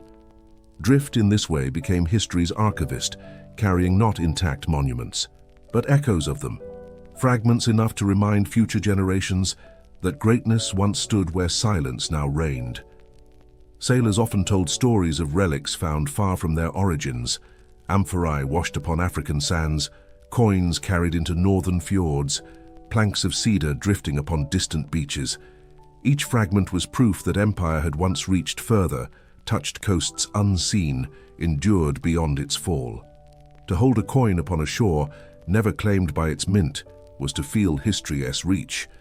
To understand that even in ruin, empire still traveled. Drift transformed empire into memory, and memory into timeless presence. This slow dispersal of fragments shaped philosophy. Some thinkers argued that the sea was the true historian, scattering reminders to prevent complete oblivion. Others claimed drift was judgment, proof that no empire could hide from exposure. All would eventually be revealed by what the waters carried. Poets, softer in tone, imagined drift as mercy, the sea's way of ensuring that nothing was wholly lost. Even when cities fell to dust, even when names were forgotten, some fragment would arrive upon a foreign shore, carrying whisper of what once had been. The eternal nature of drift also humbled ambition. Rulers might decree their names carved into stone, but drift cared nothing for inscriptions. It took what it wished, broke it into pieces, and sent it adrift. Power could not resist the tide of centuries. The greatest conquests became scattered debris, their splendor diluted by waves. To see drift was to see the truth. That empire, however mighty, was no more permanent than a plank floating upon tide, destined to be broken, carried, forgotten, and remembered only in fragments. Yet for those who lived by the sea, drift also carried hope. A fisherman might find timber after a storm, enough to mend his boat. A widow might discover amphora fragments, proof her husband's voyage had not been swallowed without trace. Children played with seashells carried from unseen coasts, treasures gifted by waters that belonged to no empire.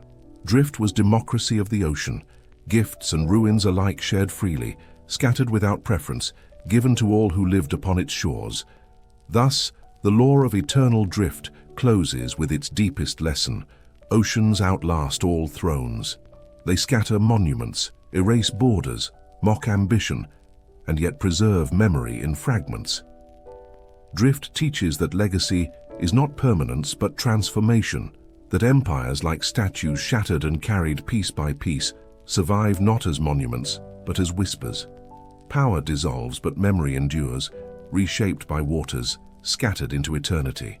Thrones may fall, but the sea remembers, carrying echoes of empire into endless drift. The sea is patient. It has no throne, no crown, no need of conquest.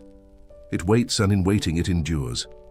Empires rise like waves, cresting high, glowing brilliant in sunlight, and then collapsing back into silence. The ocean does not mourn them. It carries their fragments into eternity, scattering timbers, coins, and whispers across horizons.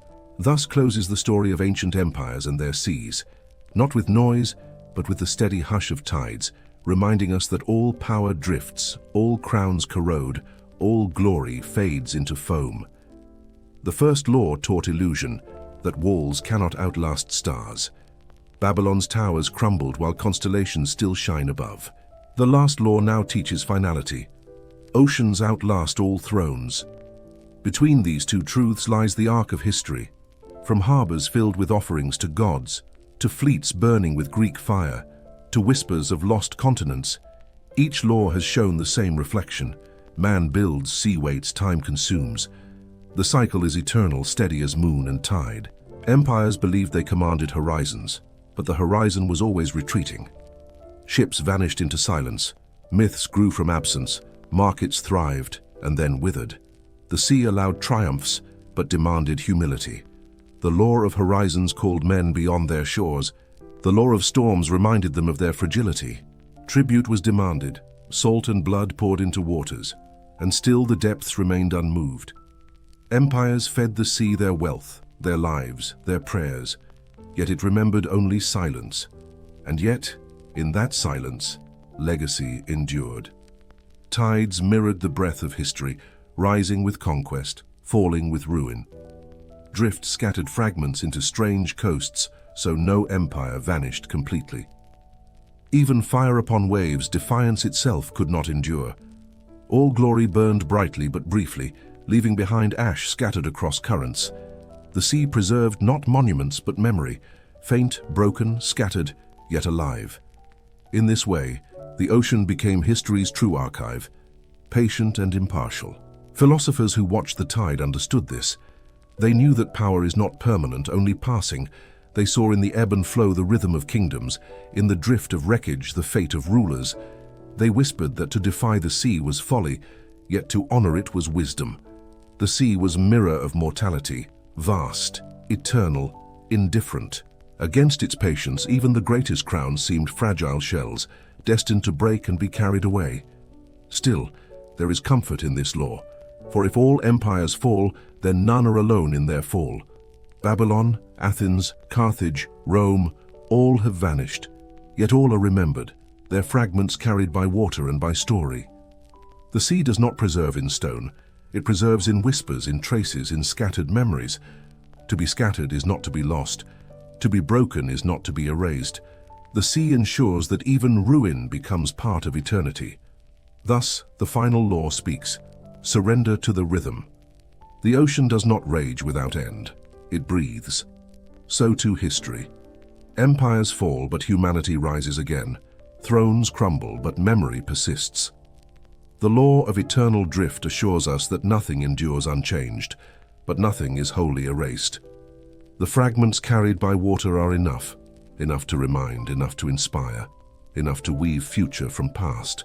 The sea, in its indifference, grants strange mercy, impermanence that yet holds memory. And so, listener, let the tide of this story carry you.